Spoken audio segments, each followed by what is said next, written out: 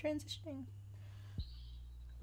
So, we should be live. Hello. Welcome back to our Uncanny Adventures. And we are ready to play some more Adventures in Raven's Hill. So, we're back with Ian, Casey, and Dylan. Crona is currently dead. And unfortunately, Cullen is having internet issues. So, he will likely not be joining us. But he's dead anyway. Works so, it's okay for now. So, last time on our game, the group made their way to the cemetery, even as the young acolyte Rufio begged them to go back and help the magistrate of town. They decided that they'd be better served going and dealing with the overall problem. When they arrived at the cemetery, they found a strange person dancing around playing a fiddle, and many, many more undead creatures. They were attacked by a ghoul wolf. Duston was taken over by a ghost. Duston, unfortunately, in his state, ended up taking Crona's life. Brie ran from the undead. And Kimmy made a mad dash to a tree with her hands on fire, lighting everything in her path on fire, hoping that she could help stop what was happening. And in fact, she did. So when we ended, the priests were found in a tomb. Bree convinced the head priest, after screaming at him about what they had done to save the town, to try and bring Crona back. And Dustin was confronting this woman who they had manacled and left sitting next to the side of a building. And she seemed somewhat unresponsive. So, you guys, you're still in the cemetery. Dustin has this woman by the shoulders, shaking her. Why'd you do this? She's not responding. She's just sort of flopping in his grasp. But the rest of you, what are you guys doing? What are you going to do? I'm still taking care of my burns. The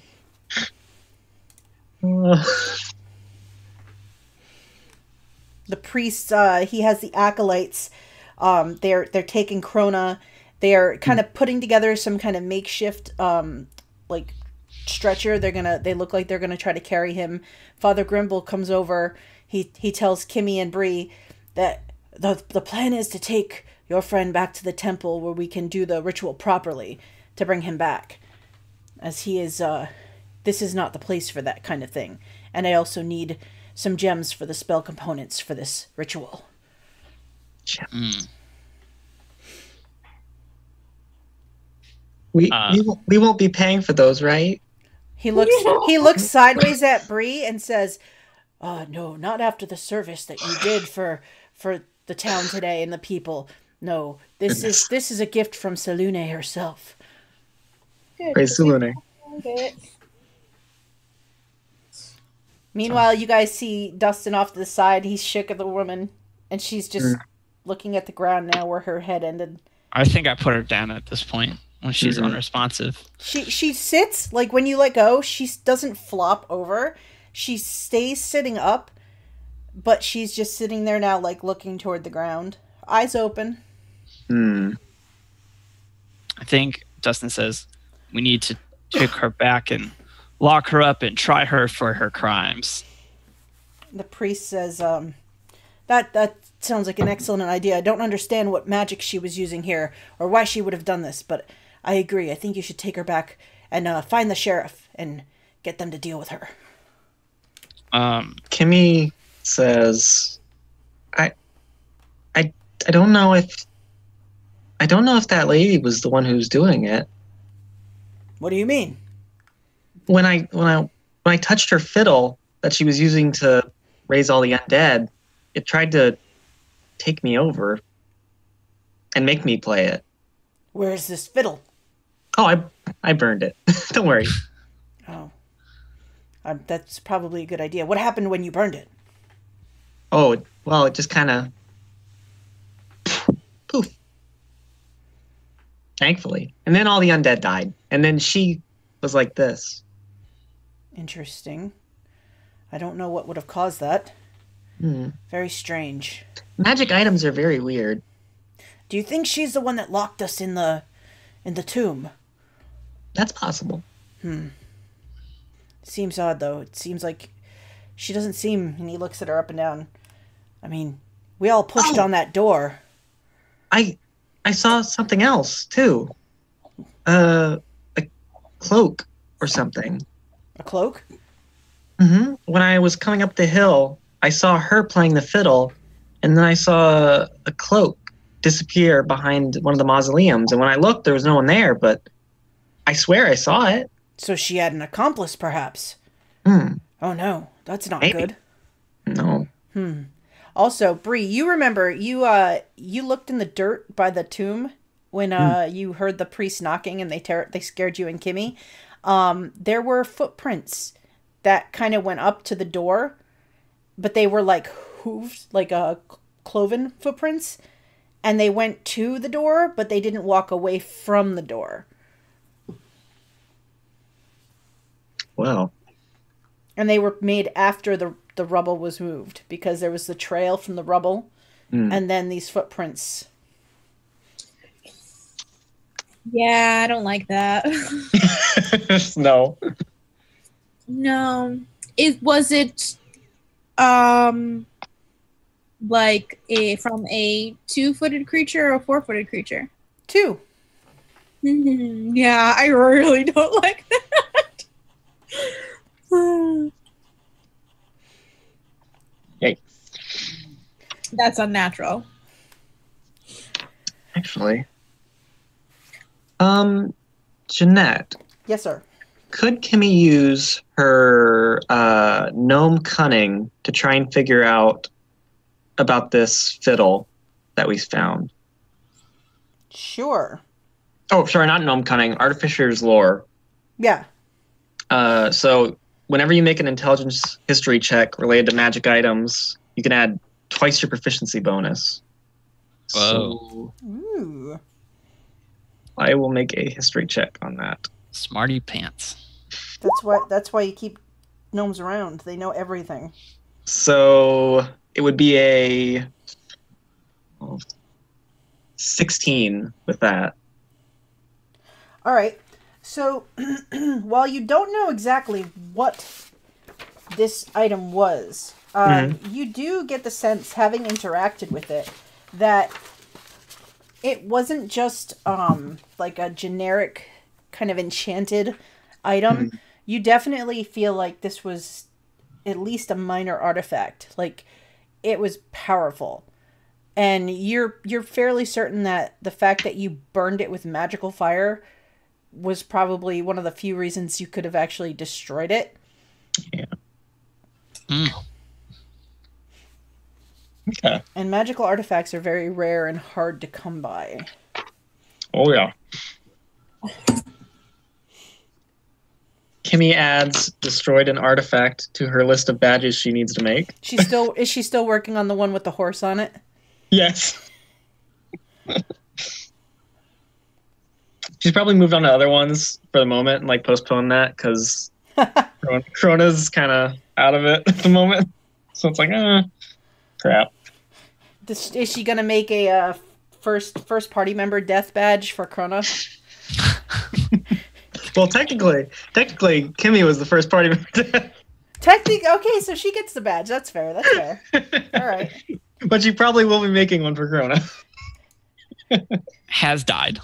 Has died. First party member to possibly have started the crossing over process and still have come back. She's also going to make a killed a guy twice for Brie because of Kirchega. And probably a got possessed badge for Dustin. Oh, thanks. Just so you always remember. Dustin gets a little badge with his face on it and a ghost floating behind it. Just so I can always feel guilty. Yeah. So you'll never forget. Never, ever, ever forget. All right, so... So the father and his acolytes get Crona all rigged up on his stretcher, and they tell you they're going to head back toward the back to the temple. What happened to Rufio? He's lying dead on the ground near where Crona was dead. They're also collecting like his remains for burial later. Dumb boy. What? Dumb boy. Dustin says to the group in a quiet tone, so they don't overhear us. But should we go check on the mayor since we kind of didn't do that? Yeah, I mean probably. Well, now that this is Taken care of. handled for now, at least. Yeah. Do that, and then we can head back to town. Check everybody, make sure everybody's all right. Did we? The other thing, and I don't know if Dustin would notice this, but did we want to check out the footprints? Like, wait, did they lead away? Like, can we do? Is there tracking? Like, They led up to the and mausoleum. then never back away from. Okay. That's what makes it extra creepy. Oh yes. Did they go inside? No, they literally went up to where all the debris was shoved against the door. Yeah. And then they were gone. There was no path away. You kind of looked to see if they went you walked around and there was nothing. There was no other sign of these prints. Not excited about this. No. All right, so we're gonna check on the counselor then. Counselor Murek. Okay, so you guys collect up your things. The priest, Grimble, looks around at the mess that's left of the cemetery, and he says, I will send some of the brothers back to start the process of cleaning this up and reinterring the bodies when we get your friend back and Rufio's remains back to the temple. There's much work to be done. Is there like a fence around the cemetery? There's like a wrought iron fence. Oh, I was gonna say, I would suggest adding a fence. Like a wall. Yeah, a 10-foot wall of stone would be great. But you know, my dad has done construction before. You could always ask him. Oh, I'm sure he'd be happy to. Perhaps we will have to speak to him, Kimmy. That is a very good idea, in fact. We don't want... I mean, hopefully this is a one-time occurrence and the dead won't rise again, but... I mean, just in case, I guess you can never be too careful. Well, if there's an accomplice on the loose... It could be. This is very true. This is very true. So you guys all leave together and head south down the road. You know that you can walk as a group for a while because the priests are going to have to pass the councilman or the councilman's house in order to get to the temple, which is further south. As you do, like you do see, here and there, like a body just kind of flopped where it just dropped after it had started its way toward town. But every time you come across them, like they're not moving anymore. They're back to being just unanimated corpses and things like that. And eventually you kind of come over a little hill and you see just down the road on the right-hand side, this nice estate house. It's kind of got like a fence in the front, and you can see a couple of people kind of mingling about in the yard, and they're kind of talking to each other as you guys are approaching. And the fence is all covered in like pink flowers and things like that. It's all really nice and like detailed. And there's like a well right out in front of the house. So the priest bids you farewell as they continue on. And Are they going to the temple? Yes, they're going to take Crona to the temple, and they're going to start the process of this ritual to bring him back. Interesting. This map is kind of crazy. So, should we walk up to this group of people? And I think so. what seems to be the fuss? An older gentleman turns around and he says, the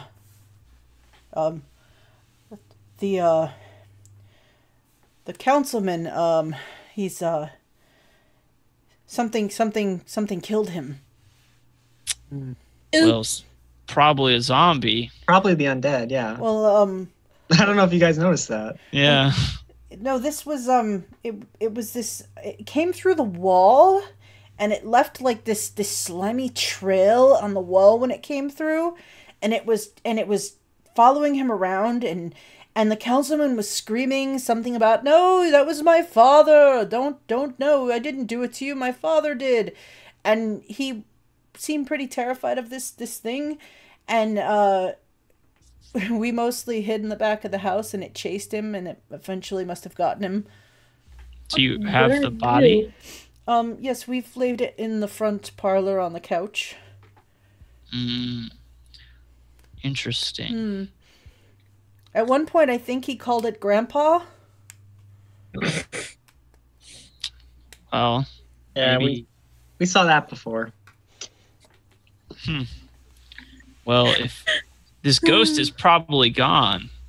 It seemed to have vanished. We when we came out, it was nowhere to be seen. We think maybe it flew away. Dustin thinks to himself, "Thank goodness we didn't come here because we weren't really good at killing ghosts." Yeah. This is Right Good. decision. the correct decision. Correct decision badges for everybody.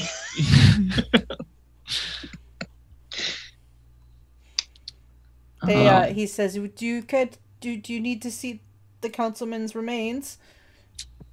No, but you should probably take them to the temple for religious purposes. Yes, we were going to send for the father and the priests, but we see them. They seem busy at the moment. A lot of work to do. We'll have to send a messenger boy to have them come back when they're free. Dustin could offer. I mean, are we going to do anything else? If not, Dustin would offer to maybe just carry the body down to the temple. He's a big, strong dude. We do that. The man says, "Oh, that would be, yes, that would be very, very useful. Yes." Okay. Well, yeah. Let's go inside, and I'll gather him up and head down. All right. So I go inside. All right. So you go in and you find this old man. His body is lying on the sofa in the front lounge, and it looks like his the life force must have been just drained away from him a little bit at a time. His skin already has like this sunken look to it. Ew. Can I look around on the walls and see the slime? Is there like... Make a perception check. Okay, let me... 21. Or 11, I mean. You look around and you do see like a little bit of a residual, like in a couple places. Even on like one of the windows, it looked like it must have gone through to go out or in. Mm-hmm. You kind of follow it around a little bit. You can see that there's some slime like kind of on the front porch. There's a couple chairs tipped over at the corner of the porch. Maybe he was hiding behind them at one point. Mm-hmm. Okay. And so I guess I'll pick him up and respectfully carry him to the temple. Okay. So you guys proceed after the priests and the acolytes, and they didn't get too far ahead. They're a little ways down the street. Just jog after him. Oh! Kimmy will cast one of her new spells. She will cast Longstrider. So we're all faster, so we catch up to them. Nice. So you guys double time it. All of your legs grow by like one foot.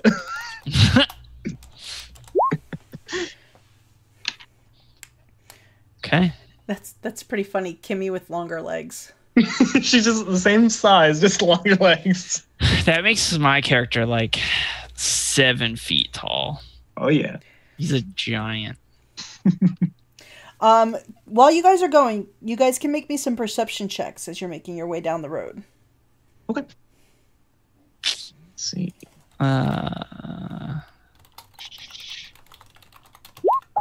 17. Okay. Look. 22. Whoa. Fucking 6. So Brie is not aware. Even Dustin, you're kind of busy trying to carrying this Not guy. strip. And even though he's not a big man, you know, it's awkward because he's just dead weight. Dead weight, yeah. Say. Kimmy, you notice off in the tree line, you see something moving at first, and it catches your attention. Mm-hmm. And you do a double take, and it looks like somebody's sort of watching you guys from like the tree line, and sort of following along, and like you see the branches part at one point and then flick back, and then you don't see anybody for a little bit, and then about 3 or 4 minutes will go by, and you'll see like again like a shadow, and you see somebody looking. I yell, Anders, is that you? And you hear heavy footsteps running away when you yell. Guys? I tell everybody what I saw, and the footsteps, I'm like, Did they look like a half goat man? I did not see. From what you could see, it looked like this person was had kind of crazy tousled hair that was like sticking up like the worst case of bedhead you've ever seen. Big, bushy facial hair that was unkept, and like wild eyes. Okay. Well, I suppose I ask if we want to go after him. I mean, we have Longstrider. We could probably catch him. Are we still with the... You guys are still with the priest, yeah. I mean, we could... Father, would you mind watching the recently passed counselor while we go investigate this person following us? He says, following us? Where? What? Over there in the woods. All right then. And two of the acolytes will take Beric off your hands, Dustin, Okay. and kind of settle him down. All right, then we book it. Double movement. Go. All right, you guys bolt into to where Kimmy last saw him. So somebody can make me a survival check to try to see if you can track where he's going to. Okay. Can I like aid? Is that a thing? You can do the help action, Whoever which would give whoever's doing it advantage. Do I roll survival too? Nope, you just give do them advantage and let them roll twice. I think Brie has it. I will give advantage. I might not have saw him originally, but now. I'll roll anyway. Yeah. Double 16s. Nice. Pretty good. As you run to where Kimmy last saw him, Brie, you immediately pick up. You can see where the footprints are. You can see where the like twigs and stuff were broken. Where he was following you, you see some broken branches, and you definitely see the trail that he left heading back into the tree line because he just bolted. Okay. Brie, do you know any like hairy men who live in the woods? Hairy woodsman? What? I swear he was a big hairy guy. I don't know. Do I know any? Roll me an intelligence check. I don't know if that's the best. Should I roll one too? Yes. Since I'm a lumberjack man? Yes, Dustin can as well. Jeez.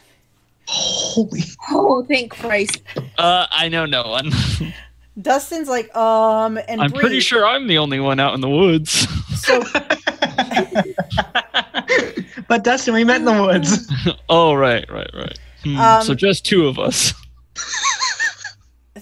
Brie, you thinking about it for a second, you do know about this one guy who he doesn't stay in any one place very long. He's kind of a drifter.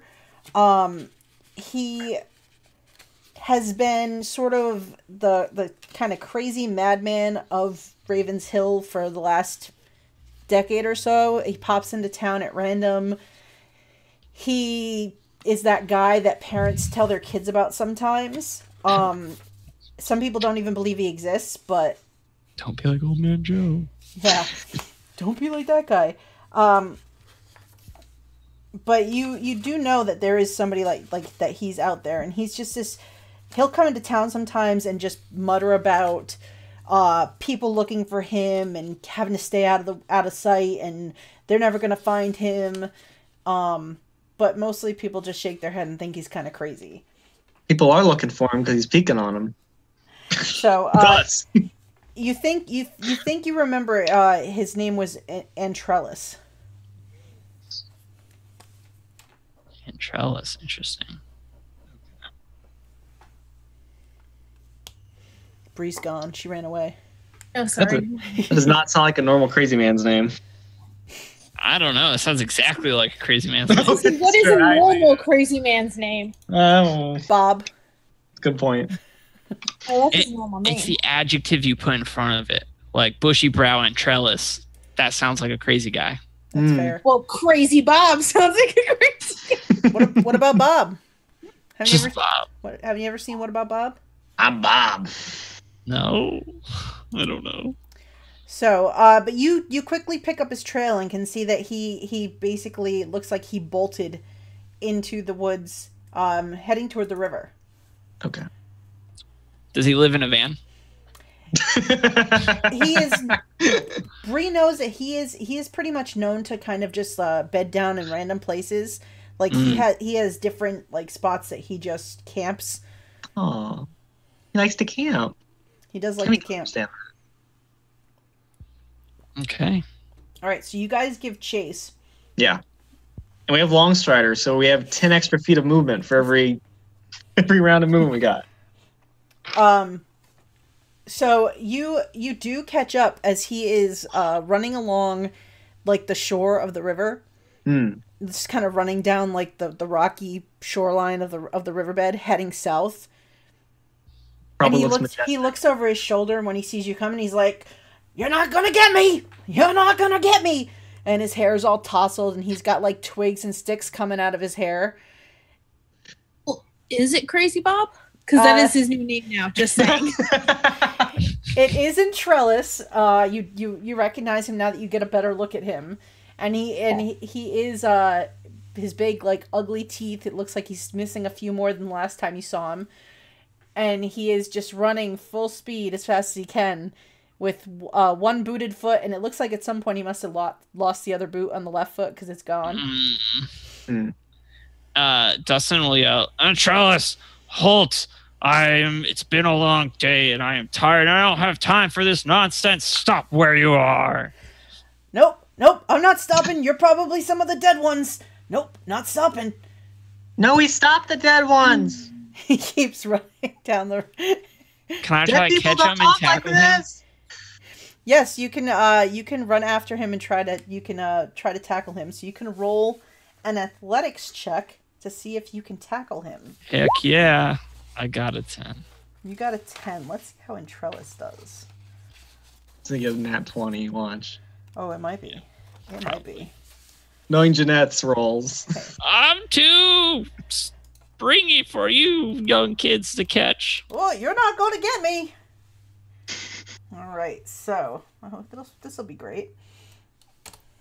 Ha! I knew it. Oh my god! Natural 20. What the? So Entrellis sees you coming. You leap at him to tackle him, and he goes, "No!" And like he gets like 2 steps forward from where you expected him to be, and you go face first into the water. Ugh.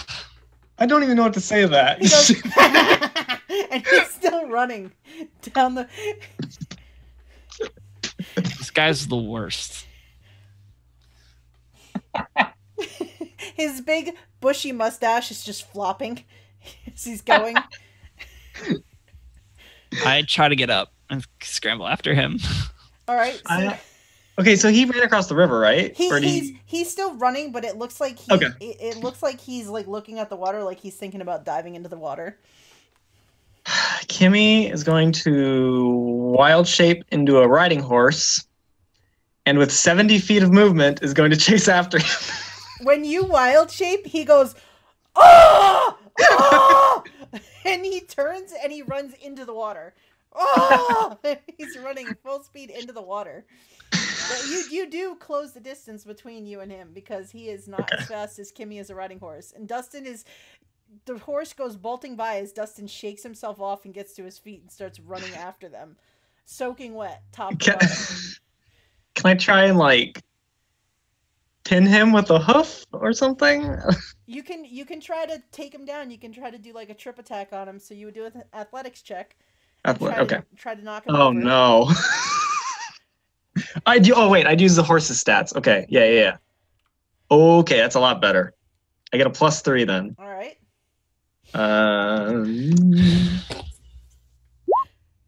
22. Oh, nice. So the horse knocks him over in the water, and he goes down, and he kind of starts to, like, he goes under and then bobs up, and he starts to float away. Make another athletics check to, like, pin him. Oh jeez. He's gonna go on the river and escape. 18. That's hey. pretty good. Oh, so he's trying to get away, but the horse. So he's like slapping, like slap fighting at the horse, screaming at the top of his lungs, freaking out. Demon magic, get it away, demon horse. What's Brie doing while all of this drama is happening? I don't know. I'm having a lot of technical difficulties. Oh, no. I'm trying to figure them out. So meanwhile, Brie stands on the shore and just watches this drama unfold. Loading bar. Hourglass.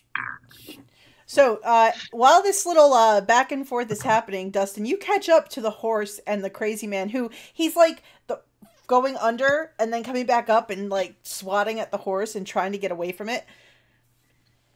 I mean, I'll try to help restrain him. I got some rope. Maybe I like get the rope out. I'm gonna tie you up if you don't settle down. Try to intimidate him, maybe. He looks at you with these big crazy eyes and he points and he's demon horse. No, just not a demon horse. So you can roll an athletics check to try to grapple him. Okay. Would he have advantage because I'm helping? Yes. Okay. Oh, 17.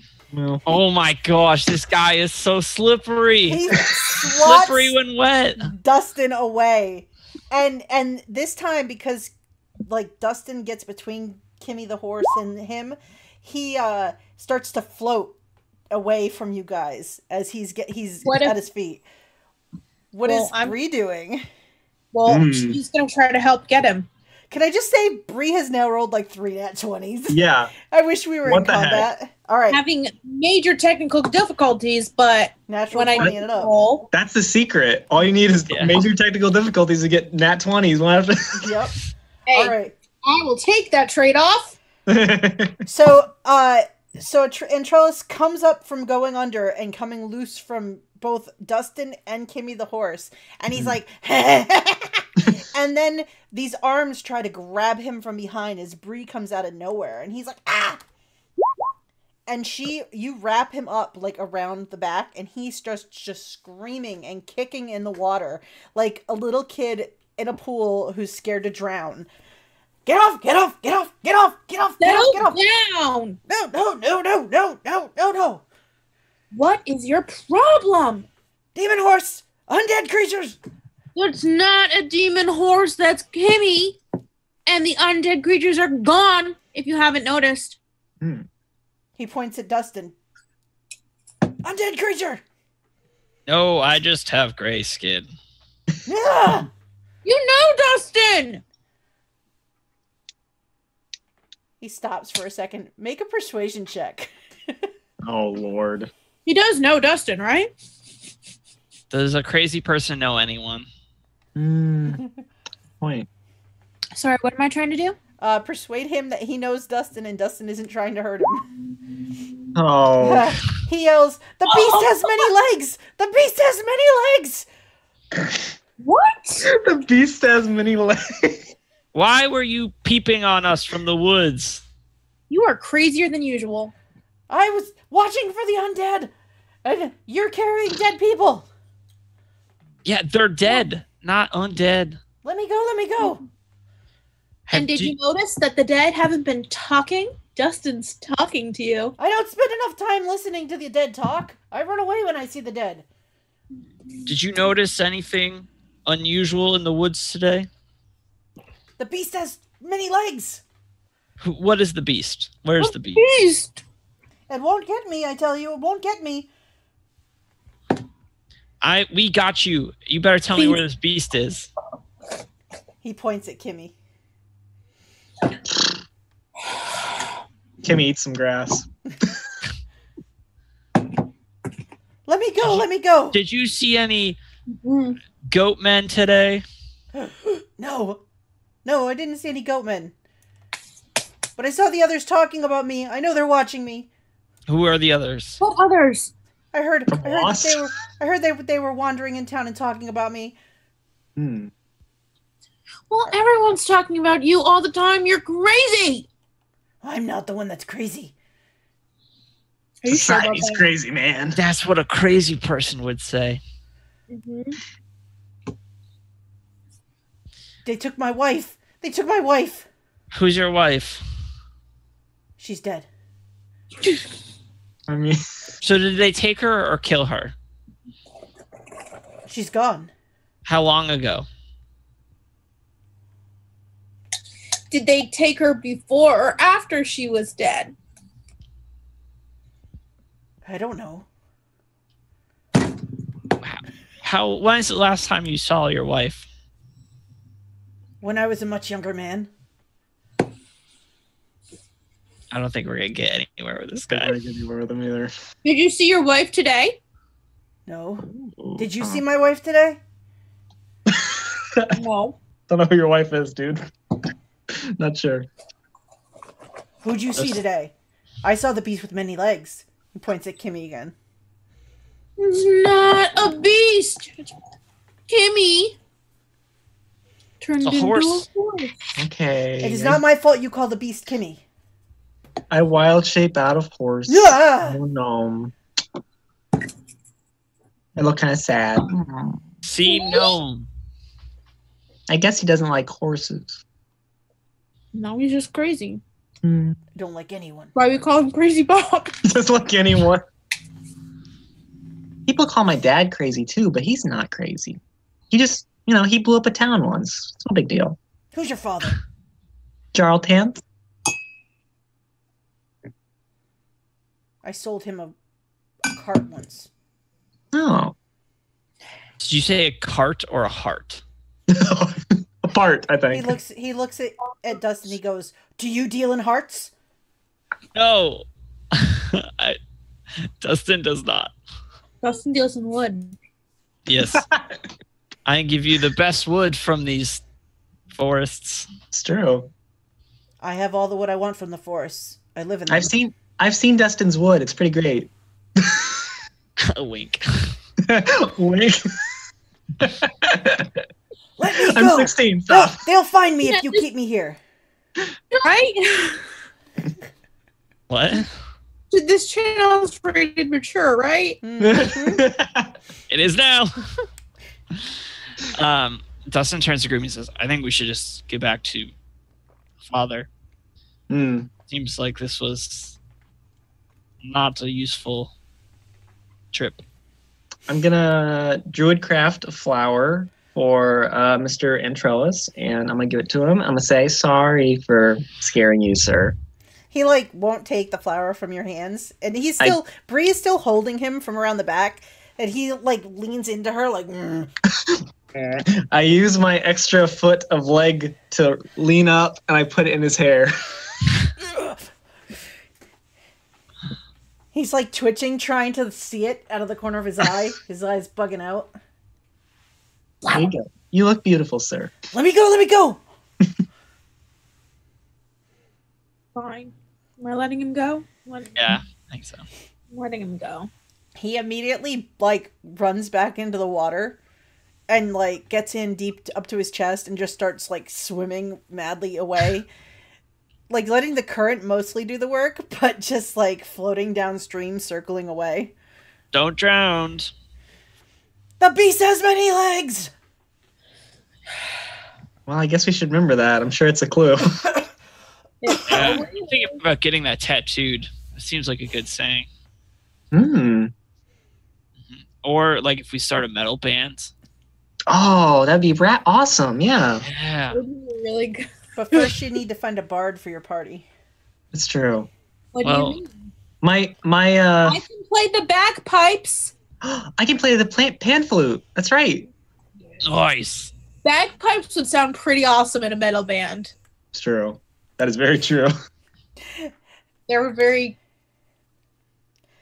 And this rough is when the sound. adventurers decided that they no longer wanted to be adventurers. We are Instead now of- a band. And they go on their world tour. I mean, the adventuring life has not been a very good one day for us so far. No, it's Whoa. been bad. Nope. Maybe touring would be better. Maybe. All right, so you guys go back through the woods. You find the priests and the acolytes. They have kind of collected up the councilman, and they had started proceeding along, but at a slower clip because they had now the extra weight of him as well. And you guys, go ahead. I'll take the counselor back. Okay, so you take him back, and you guys eventually get to the temple. When you do, you find the front doors have been like forced in. Inside, you find a bunch of bodies, including the one acolyte that Rufio told you he had left behind when he told him to run, who had been torn apart. Thanks a lot, Rufio.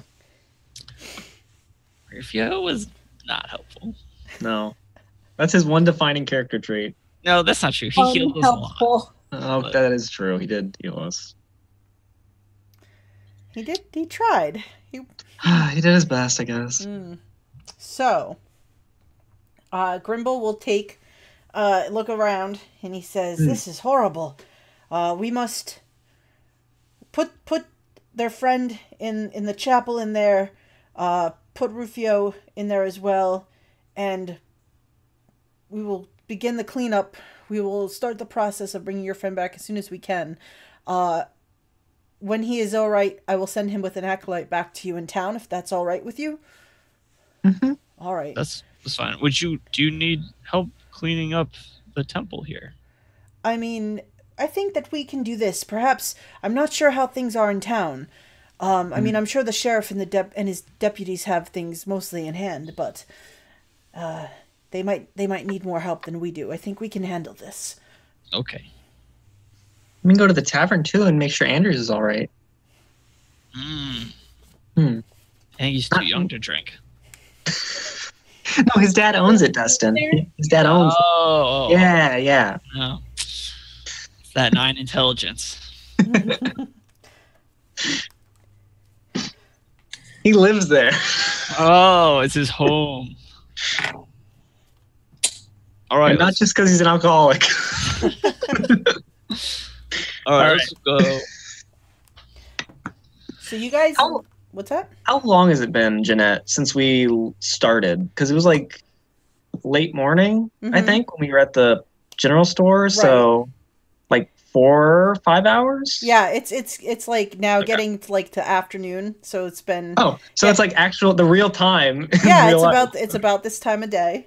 All right. You guys actually might be getting a little hungry. Like, you haven't eaten since breakfast. You had an early breakfast, and then everything went to hell. And so it's getting on to dinner time. You might be a little hungry. Dustin's probably rumbling away in his stomach because, he's a big guy.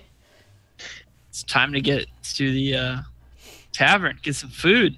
Yeah, well, maybe we want to stop by the banker's place. It's true. The moneylender? That's the one. I think he owes us some money. It's true. All right, so you guys leave the temple and you head back across. Do you go back up north to the crossroads, or do you just take the lower bridge into the farm country and go north along the road that way? That looks like a shorter route, so we'll probably do that. Okay. Yeah. So you guys head back that way. As you're crossing the bridge, you hear, "You won't get me on!" You see Antrillus float by. He looks like he caught a log at some point, and he just goes floating past with his log, heading south along the river. "You're not gonna get me!" Nobody look at him. And I think Dustin just face palms oh my god. And you just watch, kind of out of the corner of your eye, you see him kind of disappear in the distance, still floating away. At one point, like, you hear a distant "ow!" It sounds like you ran into something in the river. Nice. But eventually you do make your way back to town, and you find that things look like they got a little crazy here. Obviously there was a lot of the dead. You can see where some people are putting out a couple of fires that started at some point. The general store took a little bit of damage, but it's pretty well intact. Are the girls all right? The girls are fine. They're actually, you can see them upstairs in like the window of the house, like watching all the activity. And their father is kind of helping, and the mother's sort of going between the two, up and down the stairs, checking on them. And you see up in his upstairs window, Mr. Gare, the moneylender, still up there barking down at the guards that he was paying to guard his shop. And he gets one look at Dustin coming, and he ducks below the windowsill. And yeah, I was gonna say, down. Dustin does like one of those big things where he like taps his chest with both hands and like puffs it out at him, like don't mess. What are you? Little show of testosterone. Dominant. Yep, he just his head, you only can see like the upper part of his face, like over the thing now, looking down. And the guard that gave Kimmy the Revivify runs over, and he's like, "Oh, it's so good to see you guys. Are you all right?" Yeah. Mm-hmm. The dead just started dropping a while back. They just started collapsing, like. Yeah, I did that. Yes. Really? That's amazing. All thanks to Kimmy. Wow. And technically speaking, you also helped, sir, by bringing me back. That's good. He leans in and he says, I just wanted to tell you, I really wasn't going to charge you for that thing. I actually I actually pilfered that from his shop when he first brought us in this morning. And it was like sitting there with some other potions, and I was like, well, I'm just going to... So let's just keep that between us. I can still make you cookies. I'd be totally okay with that. And your wife doesn't have to know. Yeah, don't, because, she's already complaining, like... I'm not supposed to have sweets. Like, I'm supposed to stay away from sugar. Did we ever ask his name? I don't think we did. I don't think so. What's your name, sir? I'm sorry, I didn't catch it. I'm Eric. Eric, okay. Is that with a K or a C? With a K. Oh, okay. That's what I thought. You seem like a C type of guy to me. Because of cookies? Shh. Yeah. Mm-hmm. Yeah. He actually changed it because he wasn't supposed to have cookies. Mm-hmm. Like, she didn't want any reminders of, like, cookies. 'Cause I have an addiction. I had a nickname as a kid, but, They call me Cookie Eric. Oh, gosh. Dustin's like, okay, time to get some food. All right, let's get to the topic. So the hangry is starting to set in. So you go past the general store, leaving Eric and the other guards that are still clearing out around the moneylender shop and helping with the little bit of fires that are left. And you find the Weary Knave, the tavern set kind of off to the side down one of the little side streets. And you actually see Anders is like out on the porch, like sweeping the porch.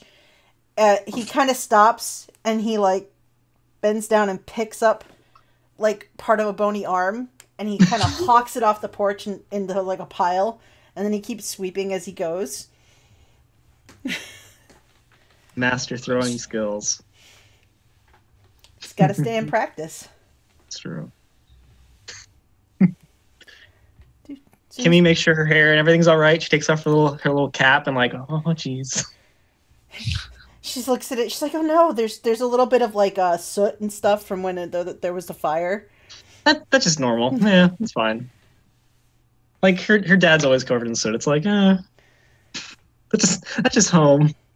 So as you guys approach and you get maybe about 15 feet from the porch, Anders, you know immediately when he hears you because he stops, spins around, and has the broom in hand like a sword. He's like, "Ah! Oh, hey! Put that away." What? Oh, hey. He drops it. Hi, guys. Hey, how's it going? We beat the undead, Anders. Wow, really? Like, so what happened? You went to the cemetery and what happened? Well, there was a lady with a fiddle. Uh-huh. And Brie distracted all the undead with her amazing ranger skills. Uh-huh. And Dustin also really helped in that regard. I don't want to talk about it. And Crona used his body as a shield. Uh-huh. And I went in there and I took the lady's fiddle and I climbed on a mausoleum and there were skeletons chasing after me and I set it on fire and all the undead just stopped. Yep. Hey. And I cover the bruise on my head. And I definitely didn't dunk my head and get knocked unconscious. Oh. Hey, where is Crona? He uses his body as a shield. Yeah. Oh. The father's helping him out. Oh. Yeah, he'll be fine. Did you leave the lady with the father too? Yes. Oh, shit. What do we do with her? We left her there. Yeah, Okay. I think so. Okay. We left her in the cemetery. Yeah, I mean, we didn't say anything, but I don't know. I assume we let the father take her. Yeah, that was my impression. What's going to happen to her? She will have a fair trial. Right now. Left her in the cemetery. Oh, shoot. We forgot something. We'll be back. He's gonna stay there. Yeah. He's like, yeah, the sheriff came back about an hour ago, and he was saying how things weren't as bad, like he was down at one of the farms. They had a problem, like somebody, their chickens were all dead, and they were checking to see whether it was kobolds or a fox, and they really thought it was a kobolds, but the sheriff thinks it was a fox. Oh, those kobolds are nasty. Yeah, and then the sheriff, he said he was almost back to town when he ran into the first set of skeletons. And he was like, he didn't know what was going on. But we told him where you went. And so he was dealing with some stuff here. But he was looking for you all. If you didn't come back, he was going to send a search party for you. Should we go check in with him before he gets worried? Well, I mean, you guys look like you're a little worse for wear. What about, what if you go inside and have my dad make you something to eat? And I'll go tell the sheriff you're back. Oh, that's a smart boy right there. Okay. And Dustin just walks by him, goes inside. I can go with you, Anders. Make sure you're all right. Oh, yeah, sure, if you want to. I think the sheriff's just down the street. He was just near the fountain, like dealing with some stuff. Okay. All right, come on. I'll go get food with Dustin. All right, so Anders and Kimmy run off to go find the sheriff. You guys walk in, and Anders' dad is kind of cleaning up a little bit. When you walk in, he looks over and he's like, "Hey there, Dustin. Brielle, how's it going?" Hey, I need your darkest, saddest beer and a plate of food, please. All right, no problem. Yeah, Anders was telling me I owe you a thanks. He said you guys helped him up at the bridge. He was fine. Yeah, no, he said he had it well under control, but that your timing arriving was very helpful in helping cause distraction for him. Yeah, I think we just made it easier for him, Yeah. All right. So he starts, he pours an ale for you. He looks at Brielle. He's like, "And you, what would you like?"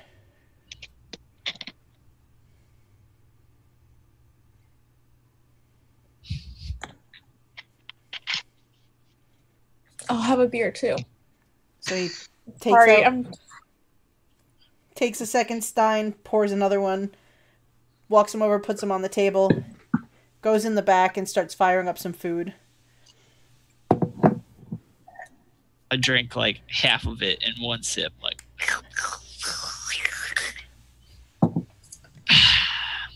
Meanwhile, Kimmy and Anders, you're running like down the street, and you see up ahead. You can see in the distance there's the memorial fountain. It's just kind of sitting. It's got like a hedgerows around it and a little like stone path that leads up to it. And you see the sheriff. He's this bigger man. He's Sheriff Mortimer, and he and a couple deputies are loading bodies into a couple carts. Okay. And Anders like, "There he is." All right. Let's go talk to him. All right. He grabs your hand and runs with you to go up to him. "Sheriff Mortimer, sir. Hey, they're back. Kimmy's here. Kimmy." And the sheriff turns around. What? Kind of wipes his hands on a already dirty rag, and he's like, "Oh, hey, Anders," pats him on the back. "Kimmy, Hey. what? Sheriff, sir. Hello, I hear. What the hell were you all up to? Anders said that you were running to the cemetery to deal with something." Yeah, you know that music that was going around this morning? I mean, I heard a little bit of it when I got back to town. Well, there was a lady at the cemetery with like this magic fiddle. Mm-hmm. And it was raising all the zombies and stuff. But I destroyed it, don't worry. Excellent. And what about her? He looks around. Well, I think she's at the temple with Father Grimble. All right.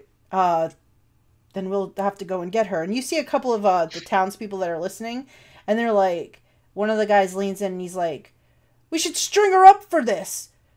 People are dead and injured." And the sheriff's like, calm down.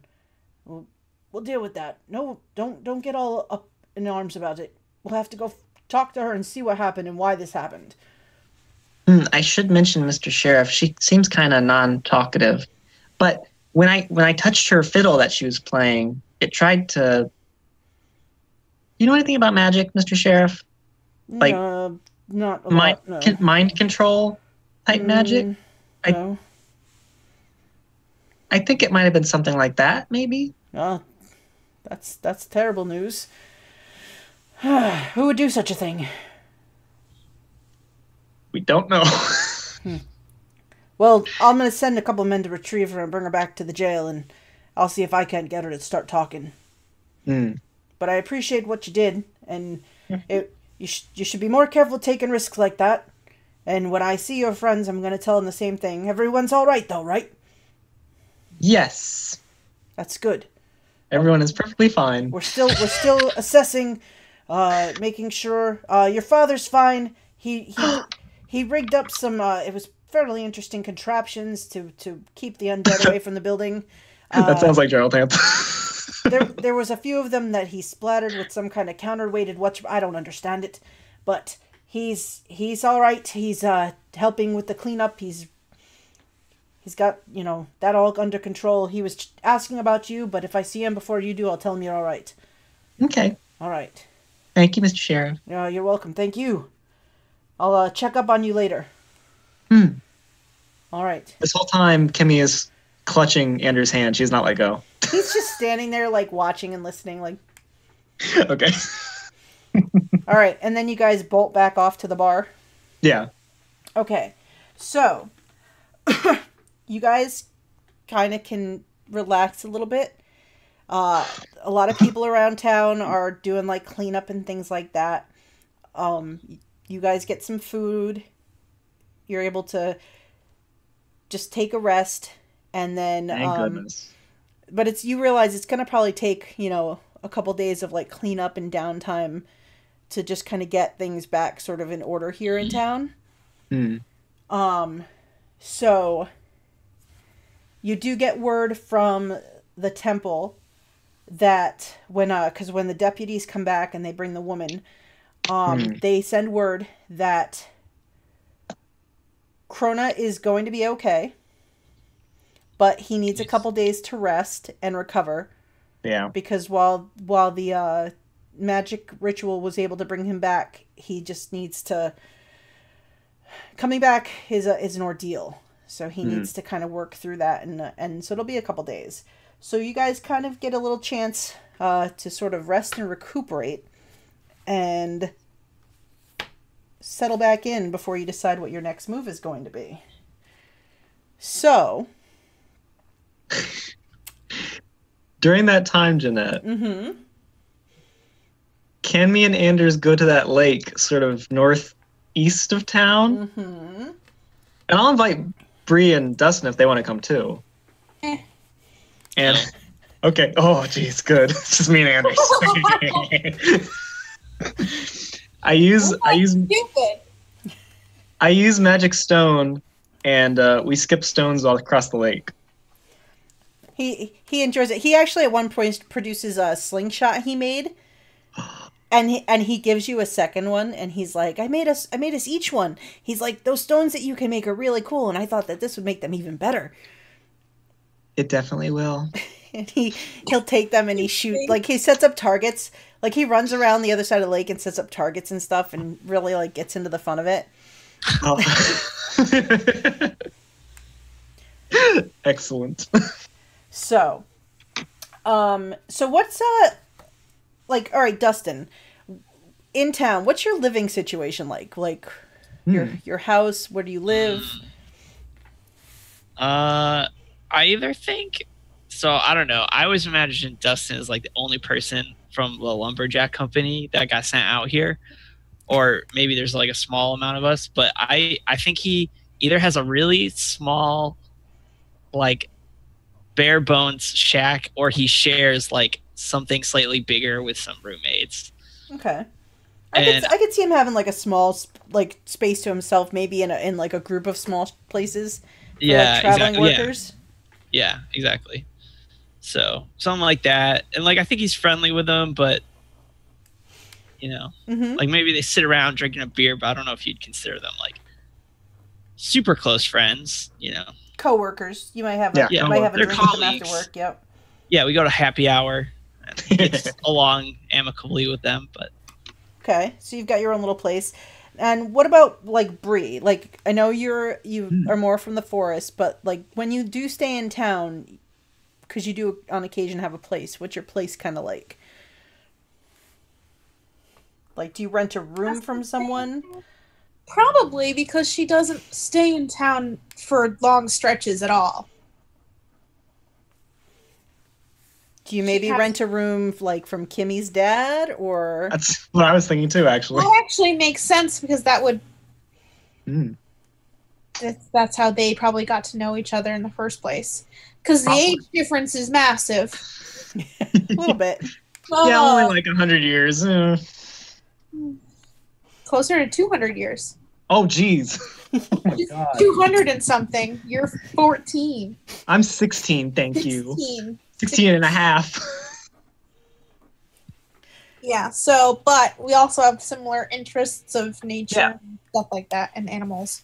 So, yeah, I'll probably stay in at her dad's place. Okay. But most of the time I spend in my little cabin in the woods. Fair. I figure for the couple days after all this goes down, you know, you're probably staying close to town, keeping close to your friends in case something else goes crazy. Yeah. I would go back to my house just to check up on things, but yes, I'd spend most of my time in town. Okay. So, a couple days go by. You guys kind of help with some of the cleanup. You you know, get word on Crona every day about how he's doing, and he's doing better. He actually it sounds like he'll probably be back in a day or two, but he's doing all right. They bring the woman back to town during this time, and there's a lot of people that are like immediately up in arms, and like they want to like do something about her immediately. Like they don't care that she's not responding. They don't care that she has nothing to say in her defense. But you do hear, as more people kind of get a look at her, that some of the older residents recognize her. Yeah, and even Brie kind of recognized her. And they call her the Ravin patient when they do. The Ravin patient? Dun dun dun. Yep.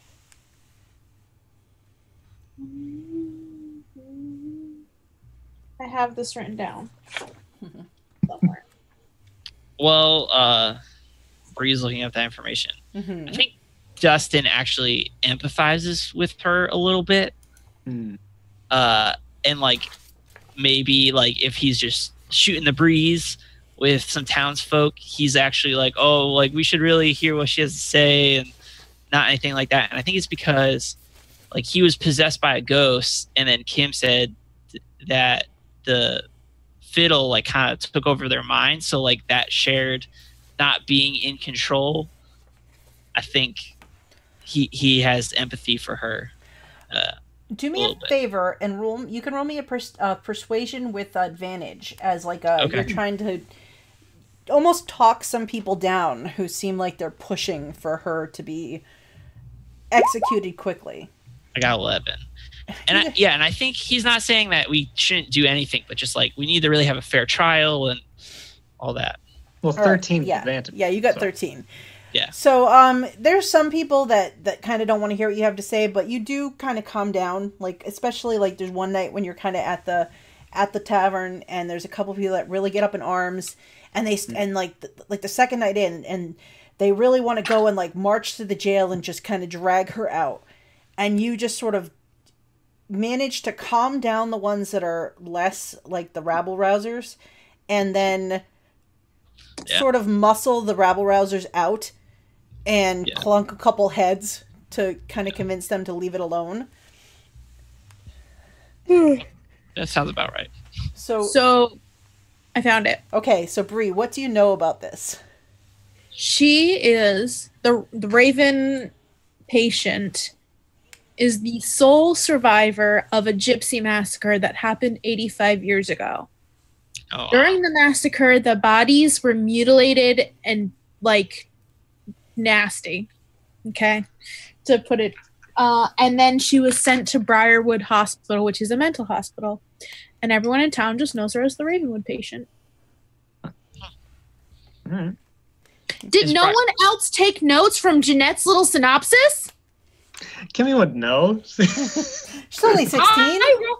Jeanette made a synopsis before we started, and I wrote down everything. I know she did. But Brie would know this because you would have. Brie would know that. Yep. Maybe that's why I wrote it all down, because I've been around longer than any of the rest of you. This is true. As soon as Jeanette mentioned gypsy clothing last time, I was like, wait a minute. But Kimmy wouldn't know. She just, Yep. So is the hospital on this map?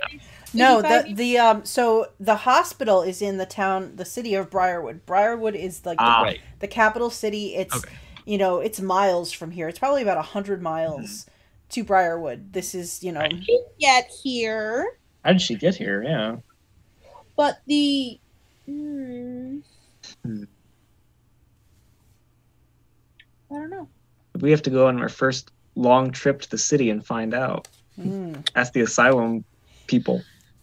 Dustin's from Briarwood. Actually. Oh. Yeah. So you do know like that the hospital exists in the town and stuff like that. So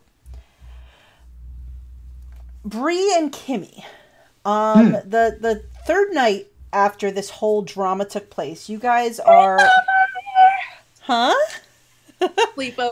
Yep, you guys. It's the middle of the night. You guys have gone to bed for the evening. Kimmy, your dad is fast asleep. He's a heavy sleeper. Yes. And you both those noxious fumes.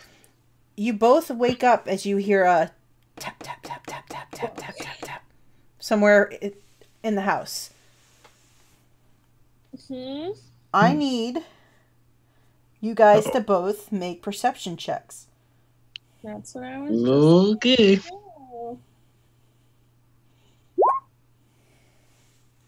Oh, gee, I'm sure she has it. But... I'll take it. Oh, all right. Okay, so you're both in your own rooms, and you come to your door. Like they're kind of on the same hallway, and at almost the same time, like both your doors open onto the hall, and you see each other in the hallway. And you can hear from the door at the end of the hall your dad just like and then you hear it again, this tap tap tap tap tap, and it sounds like it might be coming from downstairs, maybe on one of the windows. You gonna go check it out? Yeah, I mean, I guess we should. It doesn't sound like one of my dad's inventions. Unless he made a new one, but I don't think so. Tap, tap, tap, tap, tap, tap, tap. Are we... What does Brie wear for her PJs?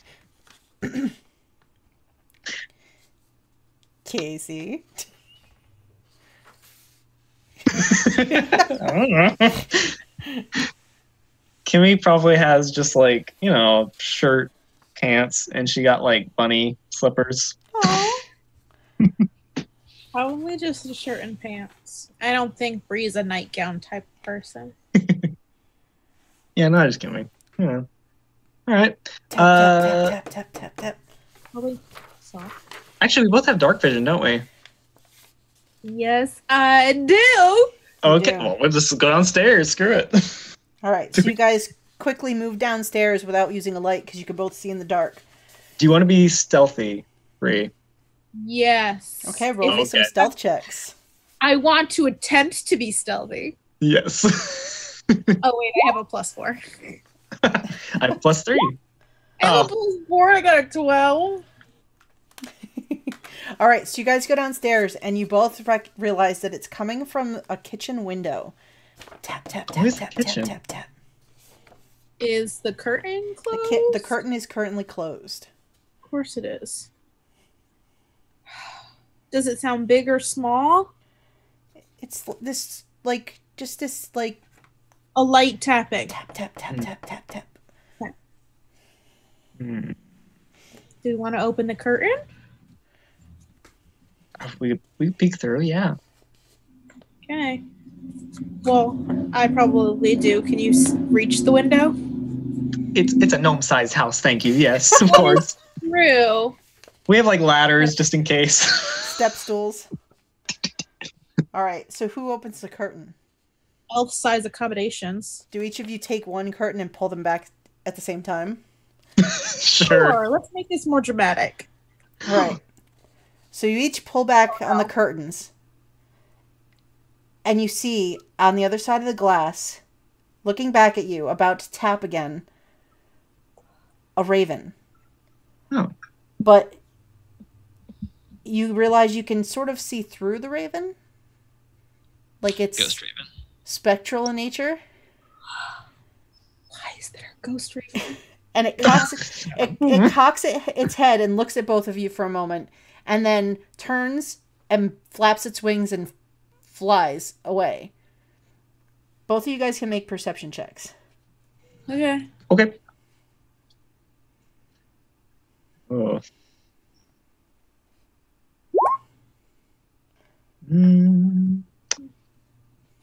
Could be worse. Oh, both 13. All right. Let's see. All right, so you both noticed that the raven looked like it had something in its beak, but you didn't get a chance to see what it was before it flies away. Have you ever seen anything like that before, Brie? No. Neither have I. Oh, shit. Why? You can see through it, but it's making a physical Yeah. connection. Reminds me of those nasty ghosts we ran into. Do you want to go outside and see if you can find it? Do we want to go outside in the middle of the night? I don't care. All right. I mean, Kimmy's up for it. She'll pack some stuff from like the. Well, I don't want Pantry. to travel too far. I mean, Oh, no, stay no, no, within no. town. Just just in case, Yeah, I'm willing to follow it to the edge of town wherever it happens to go. I'm not willing to out in the. Okay, Okay. Not after what has happened recently. that's fair. Normally wouldn't care. Fair. All right, so Kimmy and Brie, you guys grab your stuff and you head outside and head into the direction that you saw it, hoping to find this bird again. Meanwhile, Dustin, you're at home, you're sound asleep. You hear a tap, tap, tap, tap, tap, tap, tap. It better be pretty loud because we're like right on Dustin's forehead. Tap, tap, tap, tap, tap, tap. Does he hear it, or He does does, he keep? yeah, he does hear it. I say, Gerald, roll over. Tap, tap, tap, tap, tap, tap, tap, tap. Is Gerald snoring? I like groan and like twist my head up and I look and what do I see? Make a perception check. Okay, Do you have dark vision? I don't think so. Are there any lanterns lit here? I got an 18. All right. You turn your head and you see sitting on the sill outside your bedroom window a black bird that you immediately take for a raven. When it sees you look, it turns and it bounds to the edge of the sill and starts to flap away. I grab some bread and I go, Raven, come back! And I hold the bread out. So you run over, fling the window open, and hold the bread out, trying to get him to come back. Roll me another perception check when you do. It's a dead bird. It doesn't need to eat. 11. The raven continues to fly away, heading kind of toward the center of town as you watch it go. Do Raven... Okay, it is weird because everything around here is called ravens something. But do ravens, like, mean anything? Like, are they... They're not Salunes, like, bird or something, are they? They deal more the Raven Queen, which is the Raven mistress Queen. of death. Yeah. Oh, man. Of course she is. Dustin will grab his backpack and his axe and a torch. Okay. Light up a torch because it's dark out. And he will try to follow the bird, I guess. All right, so Dustin goes out, shuts the door behind him with his torch, and heads out into the streets. Yeah, I think he says, like, he's like thinking to himself, he's like, normally I wouldn't do this, but we're adventurers now, so when the world calls, you respond. All right, so Kimmy and Brie, you guys are going in the direction you think you saw the bird go, and you see in the distance this torchlight bobbing along down one of the side streets. Well, I mean, zombies wouldn't need a torch, but I still don't know who it is yet, so I would rather try to be stealthy. I think you hear, come here, birdie, birdie. Oh, it's Dustin. Okay. Guess I don't have to roll anything then. You both recognize the voice of your friend Dustin. Okay. I guess we go meet up with him. All right. So, Dustin, you see two figures materialize out of the dark. One tall and slender, one short, and you're Dustin. You shouldn't be out this late at night. You're going to scare someone. Oh, my God. Like you? Yeah. It's been scary enough the last few days. Oh, my God. I was trying to follow this bird. It was so weird. Wait, you saw the bird too? Yeah, it was this, like, black raven. I look at Brie. What? Do you know of ravens being any other color? Well, I guess not, but I was just trying to be descriptive. Use my words, you know? Just checking. When he says that, everybody can make me perception checks. Oh, jeez. Gonna get jumped. Question, do we have max hit points yet? Yeah, you guys have had a number of days to rest, Okay. so you are back up to full health. Very good. Oh, well. Kimmy does not see anything.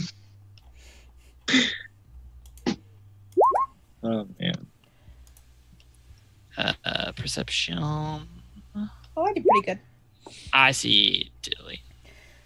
So, Bree, you see what you believe to be this raven as it flies into the little memorial park where the fountain is and disappears behind some trees.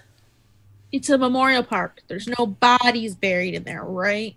No, you know there's no bodies. I've had enough of graves. This is true. You're very sure that you have never been told about them burying a body in the park. Went to the park, guys. Going to the park. I like the park. Let's go. Dustin Yeah. says, See how it is at no. night. I heard a rumor that they were burying bodies in the memorial. Not funny. I'm just telling you what the guys say. Yeah, well, we know the guys you work with. They're not the brightest bulbs. Well, that's probably why they tell me these things. And you believe them. What does that say about you? Aw. Dustin's really smart. Don't be like that, Bree. That's not true. I cut I'm down trees for a living. Cranky. It's the middle of the night. Wait, did you guys tell me why you're here? We probably did, yeah. Because we saw a bird. Oh, Kimmy bird? said, you saw it too? Yeah. Right. So yeah, you know why we're here. All right. So you guys head into the little area where this little fountain is, and you guys know it's everybody in town refers to it as the Murmuring Fountain because for whatever reason it almost sounds like where the water's pouring out of the spigots and stuff like that, like somebody's whispering, and everybody's like has tried to listen to hear what it's saying at one time or another, and everybody thinks it says something else, and like the town, like the magistrate talked about having it fixed, but they just couldn't really see a reason, like it's not anything bad, so they left it alone. So it's built in this little garden that has all these little hedgerows of white roses that have kind of grown a little bit wild, but they're really pretty, so they kind of leave them the way they are. It almost like has taken on kind of a fae aspect because just the way that they've kind of let it naturally grow and sort of be its own thing, and tried to not do too much pruning and tending and controlling of it. And the fountain itself is kind of this, it's kind of built in two parts. There's a lower basin that's got like the lower pool, and then there's an upper pillar where the water kind of flows into, and it's like 4 feet tall, and it feeds into the lower basin. So, and on each side of it, all the way around, there's gargoyle statues that kind of pose around the base that were carved there.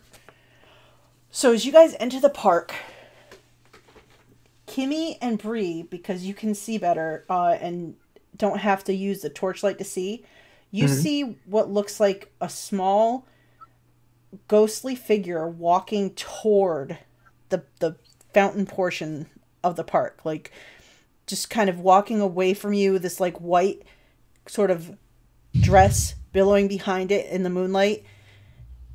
It's kind of short. It's maybe Kimmy's size or a little taller, and it's just walking quietly in the moonlight toward the fountain. Don't like ghosts. I don't like ghosts either. There's a ghost? Where? Don't worry about it, Dustin. Okay. I don't do well with ghosts. We know. You'll be fine, though. I tap Dustin on, like, the thigh. Because that's as high as you can reach. You realize I can reach. What do you guys want to do when you see this figure? Hide. Well, you are being quiet, and the figure's walking toward the fountain away from you. Should I put my torch out? Yeah. Okay, I put out my torch. So you shove your torch down into some sand and kind of rub and roll it until it's out. Yeah.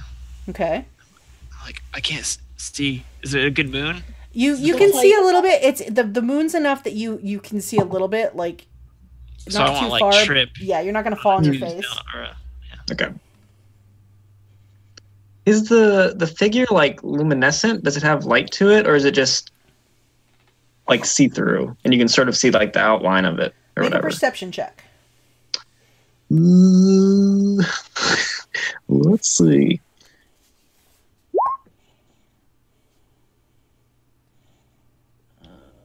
Yeah. I can't tell. Oh. So it doesn't look like it has a glow. It's this small figure. The white dress is blowing in the wind. From here, it looks like its head is bowed, and it looks like it's carrying what appears to be maybe a bouquet of flowers as it's approaching the fountain. And it's kind of about to walk down the hedge path toward the fountain itself. Oh. Park in memorial of? Yeah. It's just sort of like a memorial of like the town and like people who have passed before and things like that. Okay. You guys do realize looking around, it's probably about midnight, maybe a little after. The witching hour. Joe weirdos being out of bed. Who's out and about at midnight? That's like crazy Bob behavior. Yes. Well, I'm gonna point out to the others that she has a bouquet. I say I think she might be a mourner or a something. Kimmy, can't you make some flowers? Maybe we could Oh, yeah. use it as like an olive branch. Yeah, I reach down and I get like a little blade of grass and I make a with my druid craft. I'm like, here you go. And I give it to Dustin. Oh, you want me to talk to the ghost? Oh, you want me to do it? I mean, Well, we could go as a group. okay, yeah. Riel is not excited. Do we approach? So you guys gonna approach her? Oh, is she recognizable? Like, is it like, oh, that's old Aunt something? Old Aunt something, yeah. You probably would have to get a little closer, but you could try to see if maybe you know who she is if you get a little closer. What do you want us to? What kind of check do you want us to do? It would be a perception check. We like stealth up and then. You can if you'd You like. mean not to, a history check? If you'd like to roll stealth, you can. I don't want to. Yeah. Yes. I think. Yes to stealth. Yeah, I got a 9 for stealth. I am not very stealthy. I got a 5, so big man does not hide well. Of course, And I the get. tiny little one. Ooh, I get- but wait. I can be sneaky and hide. What? I can hide. Oh, I got a natural 20 for my perception check. Wow. Okay, so as you guys get closer, Dustin, you recognize that first of all, this is not a ghost. Oh. And Oh. second of all, you actually know who this is. Whoa. You actually recognize, you've seen her around town. You guys actually, and you other two also realize who she is as you get closer, but Dustin, you're kind of first to realize it. She's this sweet little girl that lives in town. She was amongst the group of kids that the little hands were trying to get to. And her name is Lyre. And she's only like 11 years old. And she's just walking with these flowers in a bouquet with her head bowed toward the fountain. She's kind of got this sad expression on her face. She doesn't seem to have taken notice of you. So she's not a ghost. Nope. You take a look and you're like, that's no ghost. I tell that. I'm like, oh, that's Lyre, the girl we saved. And I say, hey, why are you out so late? She like stops and turns around and she, oh, It's okay. It's okay. hi. No. Hi guys. Hi. Hey. What are you doing out of bed? I was coming to put flowers at the fountain. Why? Well, my mom and dad, they don't believe me, but I have this friend of mine. His name's Aranel, and he's my pet and he's my friend, and I know something really bad happened to him because he didn't come back, and I found like a bunch of his feathers, and mom and dad said that maybe he's just hurt, but he'll be back and it's fine. But I really think something bad happened to him, and so I just was coming to just, because I don't think he's coming back. I'm sorry. What is Aranel? He's my friend. He's a raven. He talks to me sometimes. He says my name. He tries. He says Lyre. And it's really cute, and he brings me like little things, like he likes to collect things in his beak, and Aww. well, he did, but I think something really bad happened to him. But Dad and Mom don't believe me. What do you think happened to him?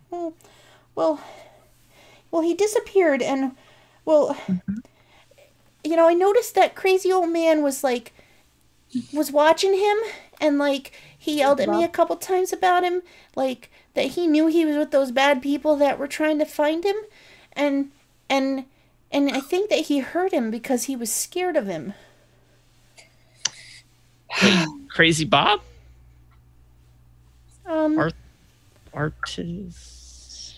Sorry, guys. And Trellis the madman. Yeah, and Trillis. Yeah. So. And ever since Aranel disappeared the other day, every time that I see the old man, he like runs away from me now. He gives me this crazy look with his eyes, and he runs away from me. Like now he's scared of me. I don't understand. He's scared of a lot of things. Yeah. He's scared of a lot of things. You shouldn't worry about it. Yeah. I think he killed my Scared of friend. Kimmy. I know, but but I think he killed my friend. I'm sorry to hear that. Me too. I give her a hug. I'm like, I'm sorry. She gives you a hug. She's kind of crying a little bit now. I pat her on the head. And she says, I just wanted to leave some flowers here, because this is the last place that I saw Arenal was here. He liked the fountain. He used to swim in it, and I used to like to watch him play. You guys realize that that's the ghost raven we saw, right? Okay. Was mine a ghost raven, Jeanette, or mine was just a regular? You couldn't really tell because you didn't have dark vision. Yeah. Ours was the ghost raven with something in its beak, Yes. heading towards this memorial. Well, She says, I think he killed him, and I can't prove it, and my mom and dad won't let me do anything about it. Why did Crazy Bob kill a raven? Secret mission. The beast what are has... we gonna do? Interrogate? Okay, well, I tell Lyrae before we do anything else, I tell him, we also came to leave flowers, and I like elbow Dustin. I'm like, flowers. Yeah, here, we brought these flowers too. We'll put them with yours. It'll be nice. Oh, okay. Yeah. Yeah, I'm gonna go. Double flowers. I'm gonna go put them right at the base of the fountain where Arenal used to like to swim. Can I see a raven anywhere? Make a perception check.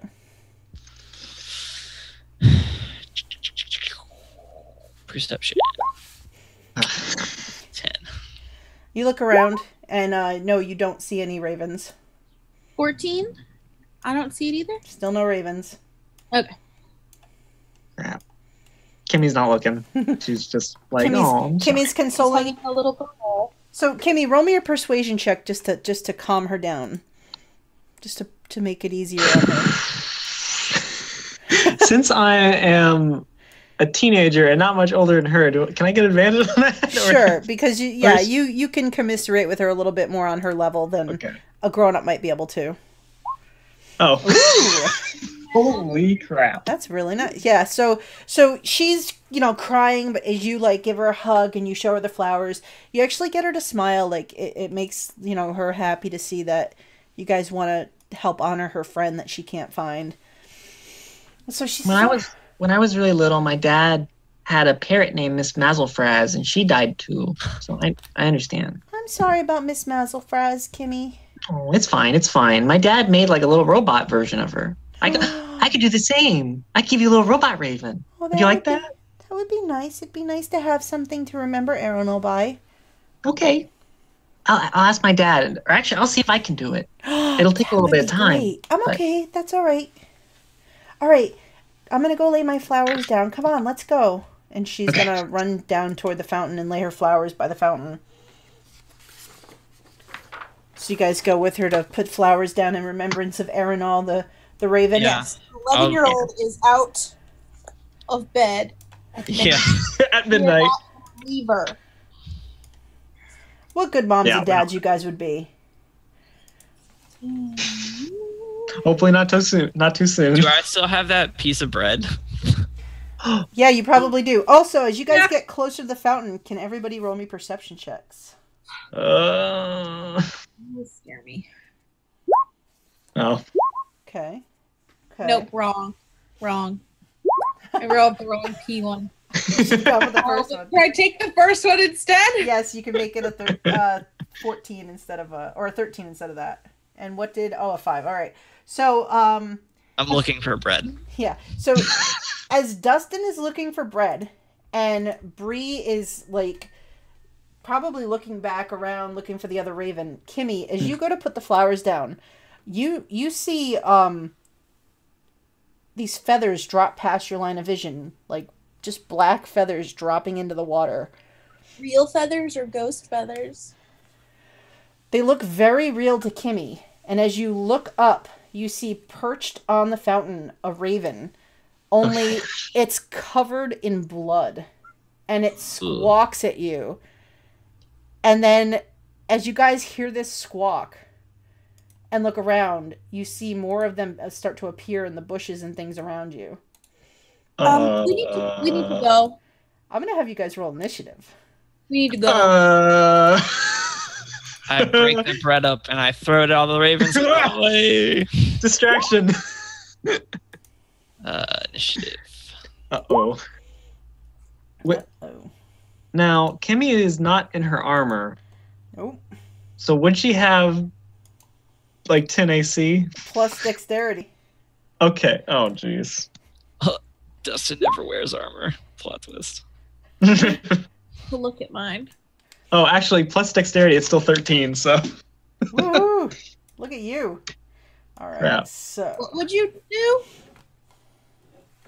for armor class? 10 plus your dex. Yes. Yeah. Well, then my armor class is put in here wrong.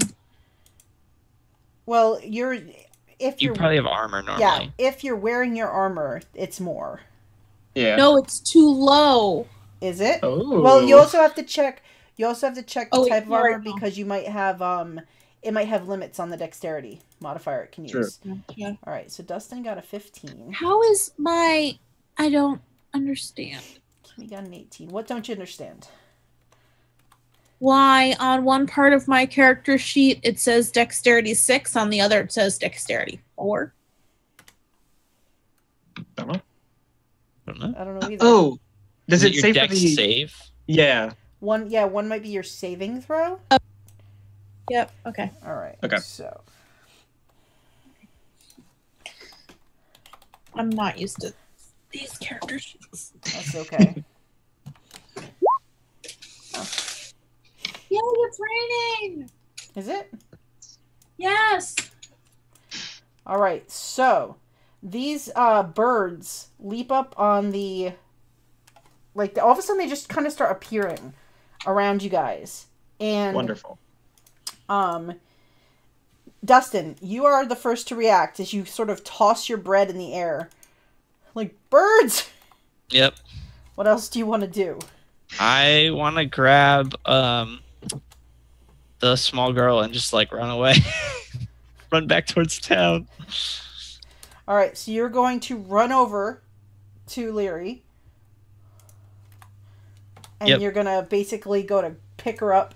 So she's not going to resist you as she kind of looks around in surprise at these birds being here. Time to go home. And you scoop her up. And where are you going? So is town to the west on this map? Yes, town is back toward the west. All right, I'm gonna go. I can double move, I guess. Well, Not it's really. an action to pick her up. Okay, so then single move. So you And I use did 5 feet to get to her. Yeah, so I'm gonna go 20 feet, 25 feet to the.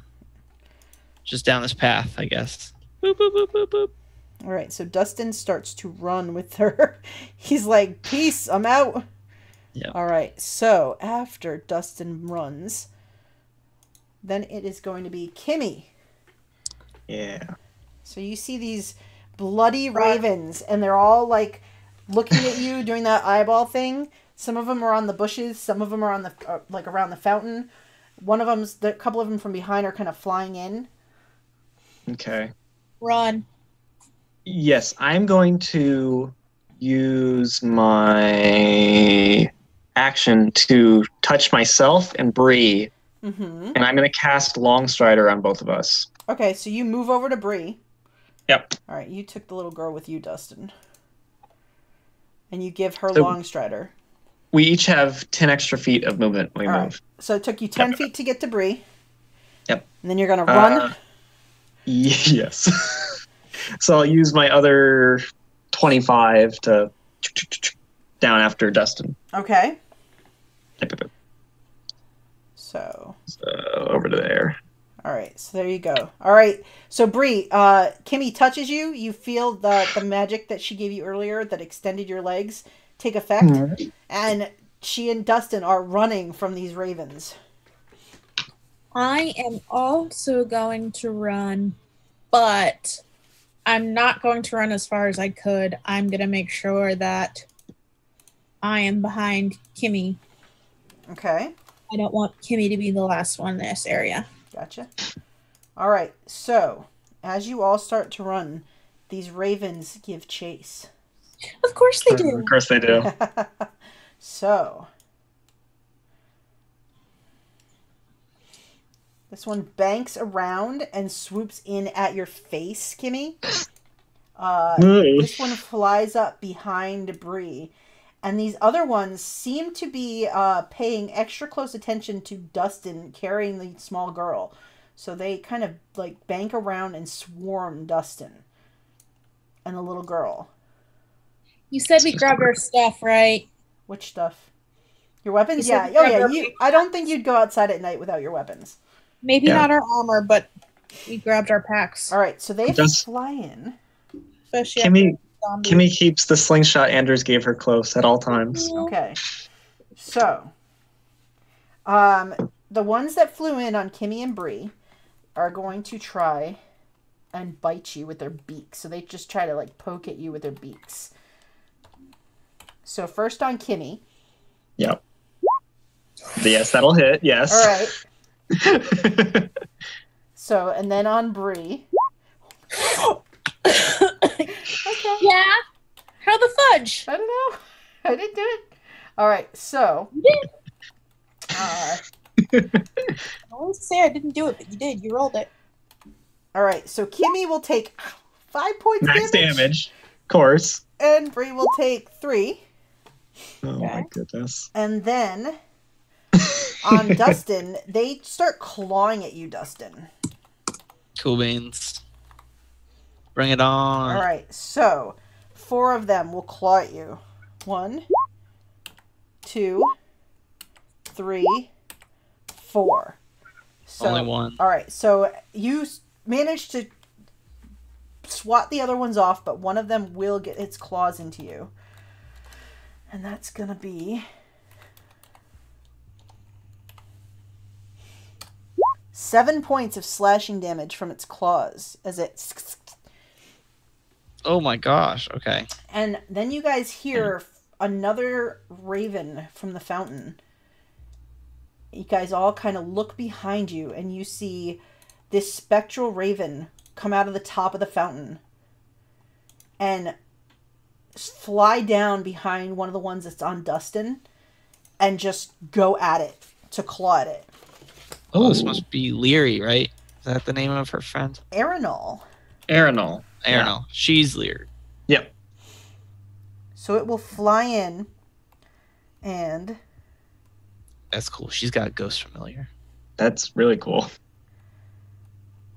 Lucky girl. It basically, when it does, it flies in and it starts like harrowing the one behind you. So when you attack that one, Dustin, you would get advantage because Arenol is basically helping you by distracting it.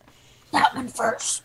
Okay. Cool, So, cool. After them, Dustin, it is your turn. Leary is like screaming and covering her face and like trying to stay as low in like hiding underneath you as she can. Yeah, that's I put her down and I kind of almost like I imagine she goes on a ball and I just like stand over her and then I rage and I take my axe out and I take a big swing at one of this bird that is being harried by my other friend bird. So I'll give that a roll. 23 if I have advantage. You do, in fact, have advantage, and you do hit him. Okay. And I'll do some damage. And I think plus 2 more for the rage. That's 15 points of slashing damage. You hack this thing in 2 pieces in the air. Good. And you see the 2 pieces just sort of... Kimmy ducks as they fly over Kimmy's head and land in a heap on the ground. All right. After Dustin, it's Kimmy's turn. Okay. Now, do we know if these ravens are undead or just covered in blood? You can make a religion check if you'd like to. Okay. I will do that. Because Kimmy has definitely been, like, reading up on undead since the whole zombie incident. Not enough, though. Yeah, Kimmy, you're not sure. Well, it doesn't matter. She's going to say, Selune, protect us! And she's going to cast Moonbeam on the one right in front of her. Ooh. So it needs to make a Constitution saving throw as a beam of silvery light suddenly comes down from the moon right on top of it. How big is your moonbeam? It is 5 feet radius, so 10 feet diameter. Okay. 40 feet high. Cool. And I will try not to catch me and Brie in it. If we can do that. Oh, look at you, Jeanette. Jeez. That's your moonbeam. It looks like the moon. All right, so what happens to the bird when you cast it? It needs to make a Constitution saving throw. All right. As it is engulfed in ghostly flames that cause searing pain to it. It looks up into the beam, cocks its head sideways in surprise, and goes, ah! And then it will roll a 23. Well, it'll still take half damage. Okay, roll me some damage. It'll take 7 radiant damage. 7 radiant damage. Oh, As diggity damn. This little raven suddenly, with white fire. Yep, it actually, like, just hisses in pain, like, as if it's burning in this moment. And I will continue running. Oh, you're going to run away from it? Yes. All right, there are 2 of them that can take attacks of opportunity. Okay. They're both going to try. Let's do it. The first one, the one in the moonbeam, gets a 13. That's a power score. The second one will miss you, though, as you run. Yeah, so the okay. one that hits you will do 4 points of slashing damage as it bites at you as you run away. All right. Okay. So where does Kimmy go? There she goes. Yep. Using my long strider to get a couple extra movement. All right. So after Kimmy is going to be Brie. I'm going to attack with my short sword. Okay. Did you move away from one? In this edition, if you move, they do get an attack of opportunity. Damn it, no 5-foot step? No 5-foot step in 5th edition. You can move all the way around them and keep circling, but once you leave their reach, they get to attack you. Yep. Then yes, I did. All right, it's going to attempt to claw at you. Or bite. It's actually going to try to bite you with its beak. Okay. A 20 to hit you. That hits. All right. For 4 points of slashing damage. Okay. So I'm going to attack the one directly in front of me with my short sword. Okay. 15 to hit. 15 will hit. 6 points of damage. Okay. And I believe I have 2-weapon fighting with the second short sword. So I'm going to attack it again. Do it. I got a 20. You got a critical hit, so you do 5. Yes. Now roll the dice again. So roll the d6 again. 5 plus. Oh.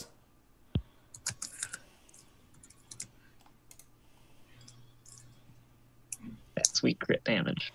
Crits are plus good. The 4? Nope, just the you rolled the dice twice, so it's going to be an extra 1. Wait. What am I rolling? Damage, well. Yeah, you're right. When you get a crit, you roll the damage dice again. Yeah, you roll the damage dice twice, and you add your bonus after you roll the dice. Yep. Gotcha. Ooh. Okay, there we go. All right, that. So that's 11 points. So you kill it with both attacks. Okay. So it is dead. So here's a question for you. Mm-hmm. I have Horde Breaker. Okay. Oh. And it does not say anything about my two-handed fighting. It says once on each of your turns, when you make a weapon attack, you can make another attack with the same weapon against a creature within 5 feet of the original target. So can I go again and attack this dude? Yes, you can. Oh, wow. I just get to go one more time, though. Yes. This is wild. But I miss. You do miss. It's the first time you've tried this, but you're trying to figure out your speed with attacking so many times. All right, so after Brie, I thought that'd be a good one to take. The birds, Jeanette, the birds. Yo. At the start of its turn, it is going to make another Constitution saving throw. Oh, no. As the radiant light of the moon continues to sear at its flesh. Got an 11 this time. That failed. So it is going to take another 13 radiant damage. It dies in the moonbeam. Another one bites the dust. All right.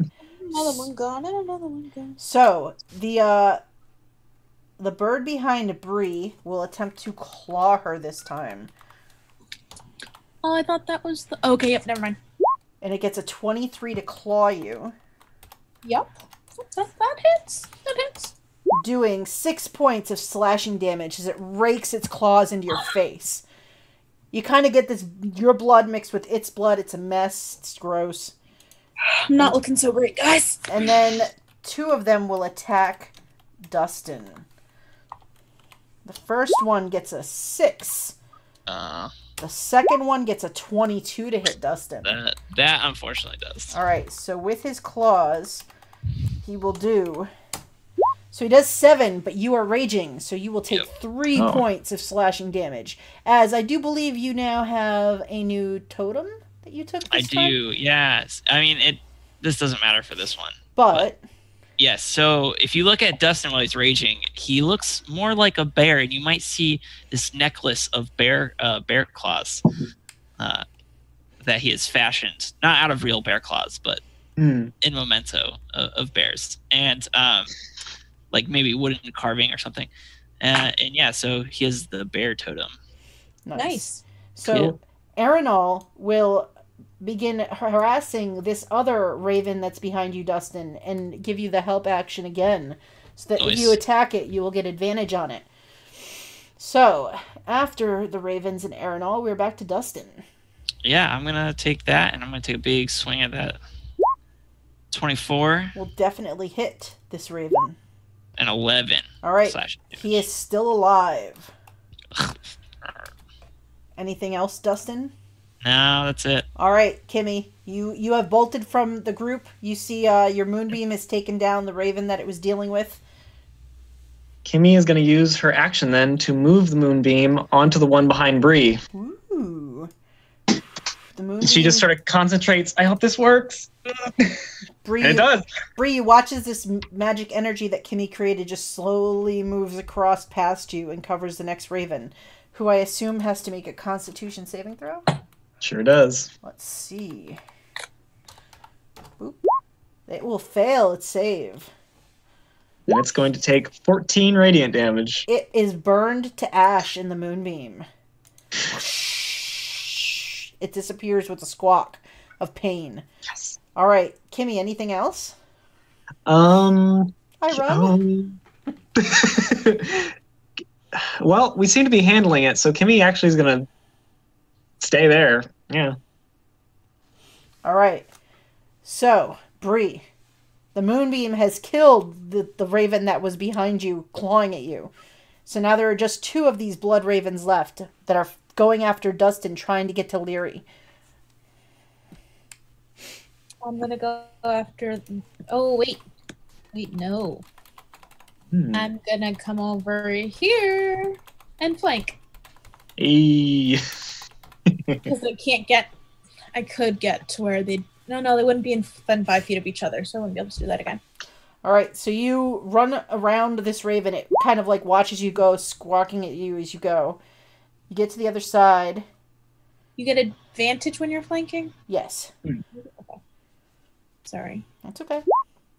So I missed both times. Then Yeah, I missed. you swing, and you just miss with your first swing. Now you have your other weapon attack. So 20. Roll again to see if you get a crit. No, 20 total. I know, but you have advantage, so you roll again because you could still crit. All That's right. true. I didn't do that. So you didn't crit, so you did 6 damage on the second attack. Yeah, I'm okay with that. All right. Since there's no other enemies near you, you can't do Horde Breaker this time. Right. All right. So after Brie, the raven will turn around and attack you, Brie, for coming after it. Yeah. It gets an 8 to hit you. Misses. And will miss.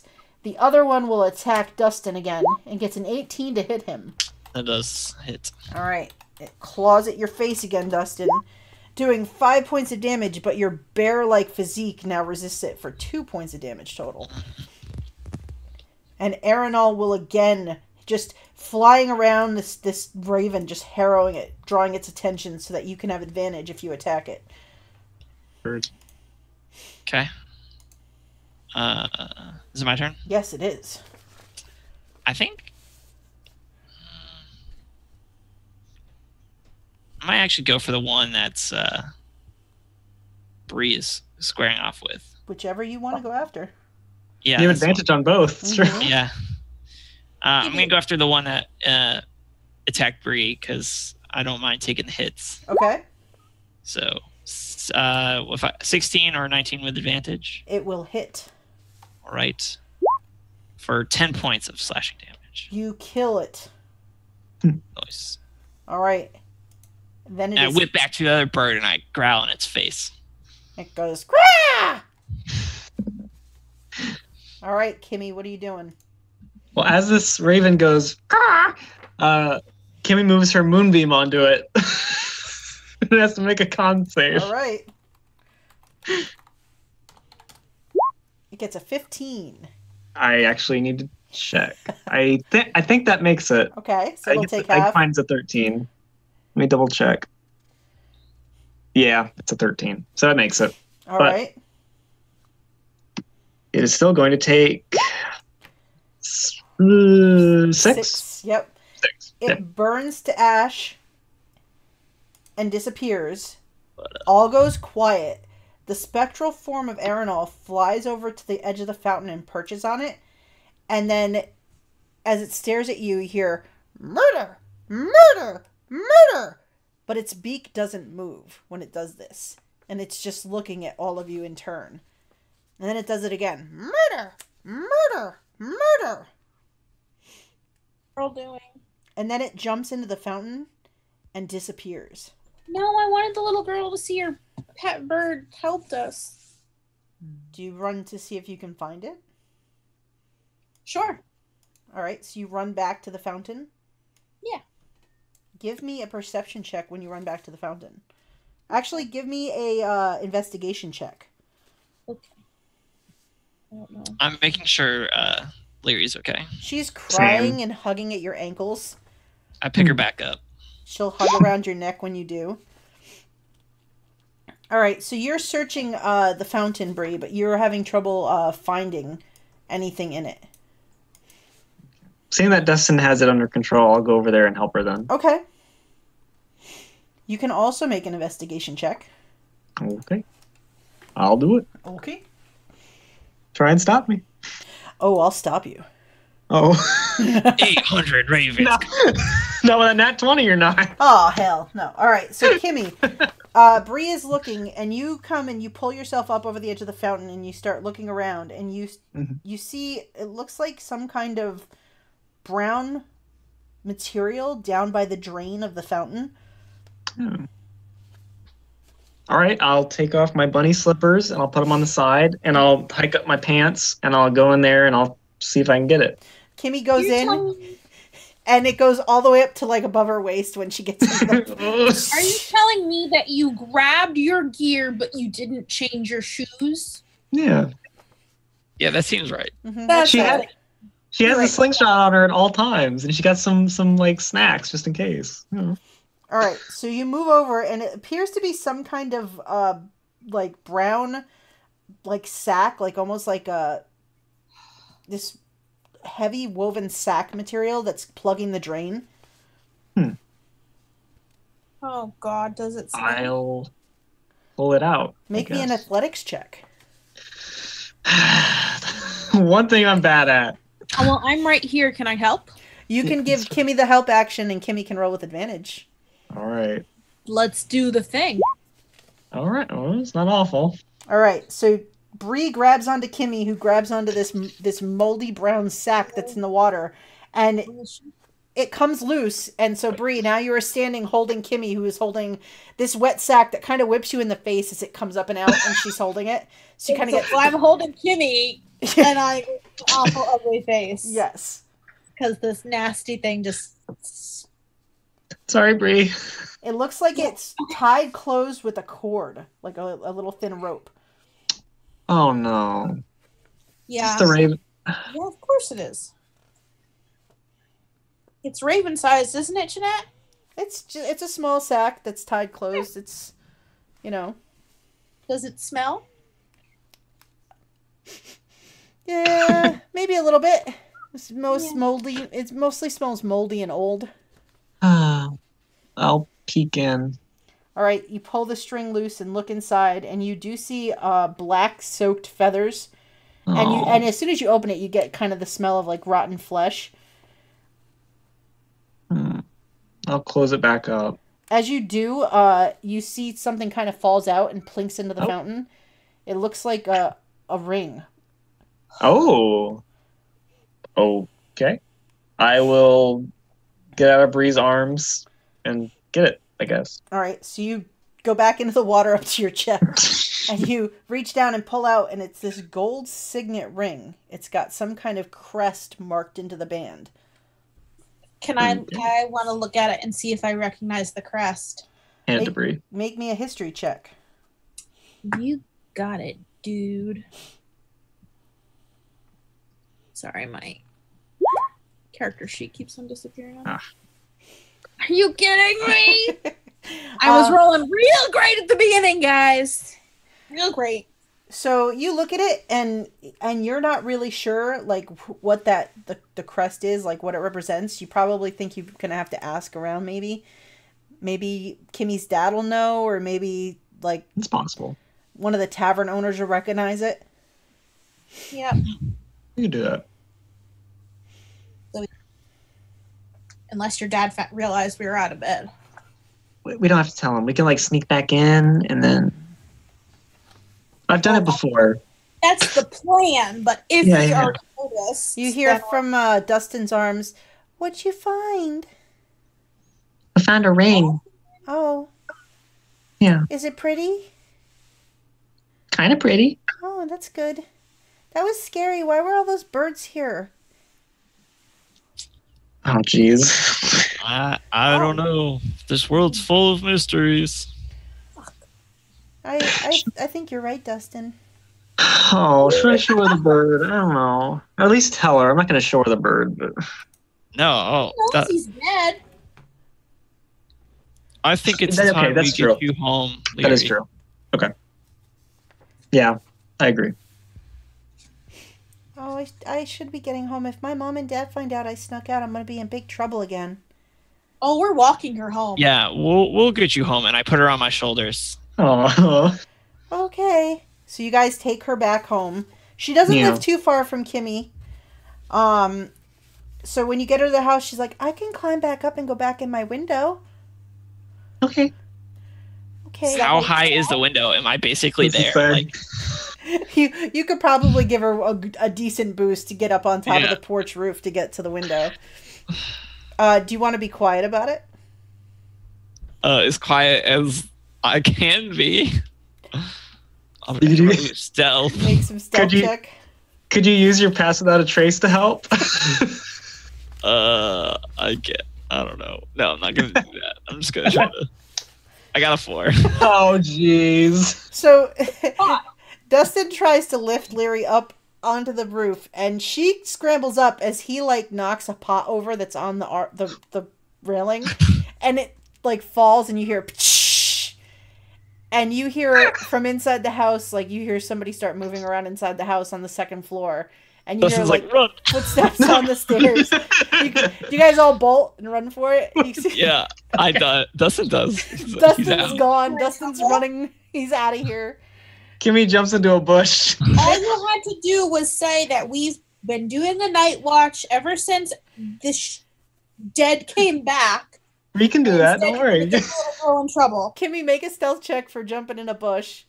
Actually, I will wild shape into a mouse and jump into the bush. All right, then you're in the bush. So, Brie, what are you doing as you hear footsteps coming to the front door? I'm gonna stay right here. All right, the front door opens, and this disheveled, like sleepy-eyed man, like comes out the door holding, like this long wooden stick, and he's like, "Who's there?"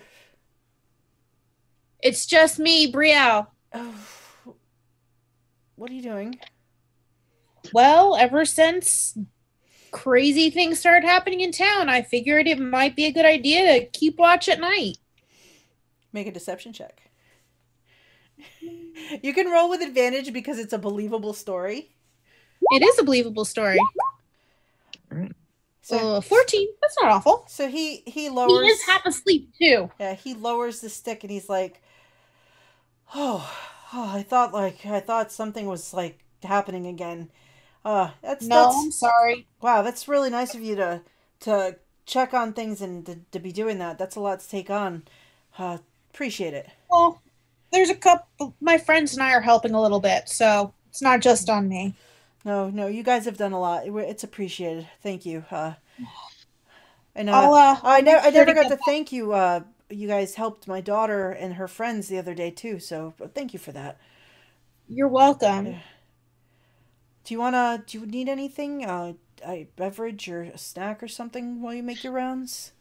No, I'm all set, thanks. But I'm sorry about the pot. I was being a little klutzy. I'll get it replaced for you. No, that's all right. My wife, she'll replant it. It's fine. I'll just scoop it up and take it in with me. No worries. Okay. You have a good night. Yes. Like all right. Take care of yourself. You too. And you see him just kind of scoop up the broken pot and kind of go back inside and shut the door. You were gonna get that little girl in trouble. She says to the bush where Kimmy's little mouse is. A little mouse comes squeaking out. Dustin, as you've run away. If you want to stay in mouse form, I'll pick you up. Okay. When you stop at some point and like turn to wait for them. Yeah. Like I get to the next building or something, I'm like, oh. You do the huh, and then you're like, huh, and you look again, and there is a spectral raven perched on your shoulder. And it just leans in and looks at your face. Hello. It speaks. Its mouth doesn't move, but it says hello 3 times. Are you Leary's bird? Leary. Friend. Leary. Did someone kill you, small friend? Murder. And it bounds up on your head. Was it Crazy Bob? You guys catch up as the bird goes from his shoulder to his head and is now sitting perched on his head. We saw the bird helping him in the park, right? Yeah, you saw it trying to help him. We're not scared of it. Well, a little freaked out, but not going to attack it.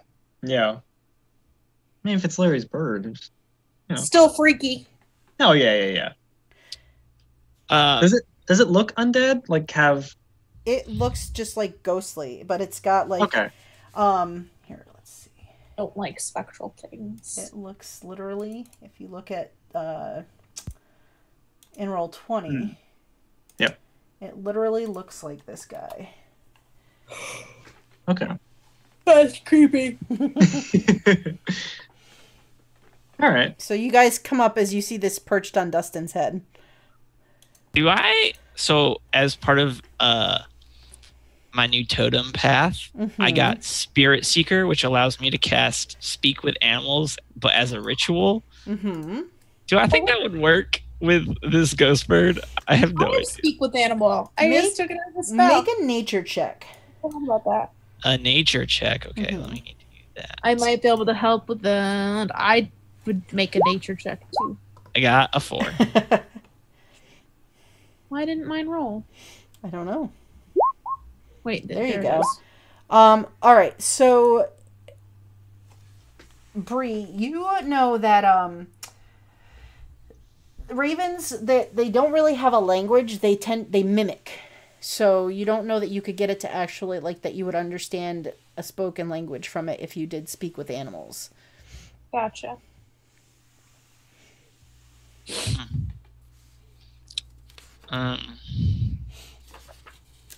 Well, I turned to my friends. I'm like, what are we going to do? I can't exactly say that. What do we hold against this guy who's killing ravens? It's sad, but it's not I don't think that breaks any laws. We could always go and investigate. Yeah, could talk to him. Something weirder than usual is going on with Crazy Bob. I did find the signet ring. It might connect to something, in his house maybe, or his bag, or wherever he stays. Dustin, do you want to make a history check on the ring? Sure. I'm going to give you advantage. I'm not going to tell you why, but you do have advantage on this.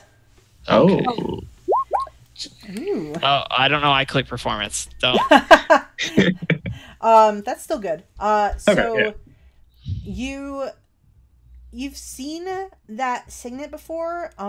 Back in Briarwood. You know that it belonged to like this family that were sort of traveling merchants. And now that you think about it, you know that Entrellis used to be a traveling merchant. He and his wife years back used to travel the countryside selling goods and stuff like that on the road before she died and he completely lost his mind. You killed this freaking Ravin. We need to figure out why. Maybe we need to talk to Entrellis again. Oh, jeez. And on that Do note, not look forward to that. I think that's a good spot to stop and pick up next time. Yeah, probably. Going to talk to Crazy Bob. For Crazy Bob. Yay! Going to retrieve Crona and going to talk to Crazy Bob. Yes! I got Jeanette to call him Crazy Bob! Oh. I always come up with these weird, crazy names for some of the NPCs, and I always hope that you're going to change the name just for us. And I do have a question for Dylan. Dylan, did you look on the Twitch at all today? I did. I saw the picture, yes. oh, yeah. But Dylan drew Thank the you. picture of Kimmy in the Twitch overlay. So, with my computer issues, I end up having to close Twitch. That's okay. Sometimes I do too. All right. So yes. So we will pick it up next time. So I'm planning for 2 weeks from now. If anybody has conflicts, what? I might not be here 2 weeks from now. All right. Well, if we have to move it a week or so, we can, or we'll figure it out. But we're gonna come back with the next session of this, and then hopefully Crona's better. Yeah. Hopefully Crona's okay. So. Resurrection sickness. It's bad, man. You know, it takes a while to get over. But so thanks for those who watched here, whoever watches on YouTube after. Does anybody have anything they want to share before we go? If you see this within 24 hours of posting, go answer my Twitter poll about laundry. I will definitely go and do. Did I do that? I don't know if I answered. I don't know. I haven't looked at it. So I posted it. I don't have Twitter, so I didn't do that. You should get Twitter. It's fun. No, I don't. Nope. I had it a couple years ago, and I don't like it. Oh. Well, Jeanette and I have survived the Tomb of Annihilation on Sean McGovern's channel, Power Score RPG. I technically died. She did technically die. I brought her back. It's fine. She's fine. We heard all about it. You turned into dinosaurs. Flying dinosaurs. Yes, there were flying T-Rexes. You definitely need to look at Power Score RPG's Tomb of Annihilation game if you haven't, people. The final battle was amazing. Next time, we get to escape some devil-worshipping Nazis and maybe do some downtime. Mm-hmm. So that'd be fun. Yes, Dylan's character decided to go with insulting them to start off the conversation. Oh, yeah. So we don't know how this is going to end. The only way to talk to Nazis. I don't know. Yeah, pretty much. I don't know. I'm a little scared. So, but yeah, you don't want to tick them off, but they kind of deserve it. But anyway, well, thank you everybody for playing, and we will be back. I will post when we're playing next as soon as we know for sure what everybody's availability is. And everybody have a good night and play a lot of D&D. All right, good night. Night.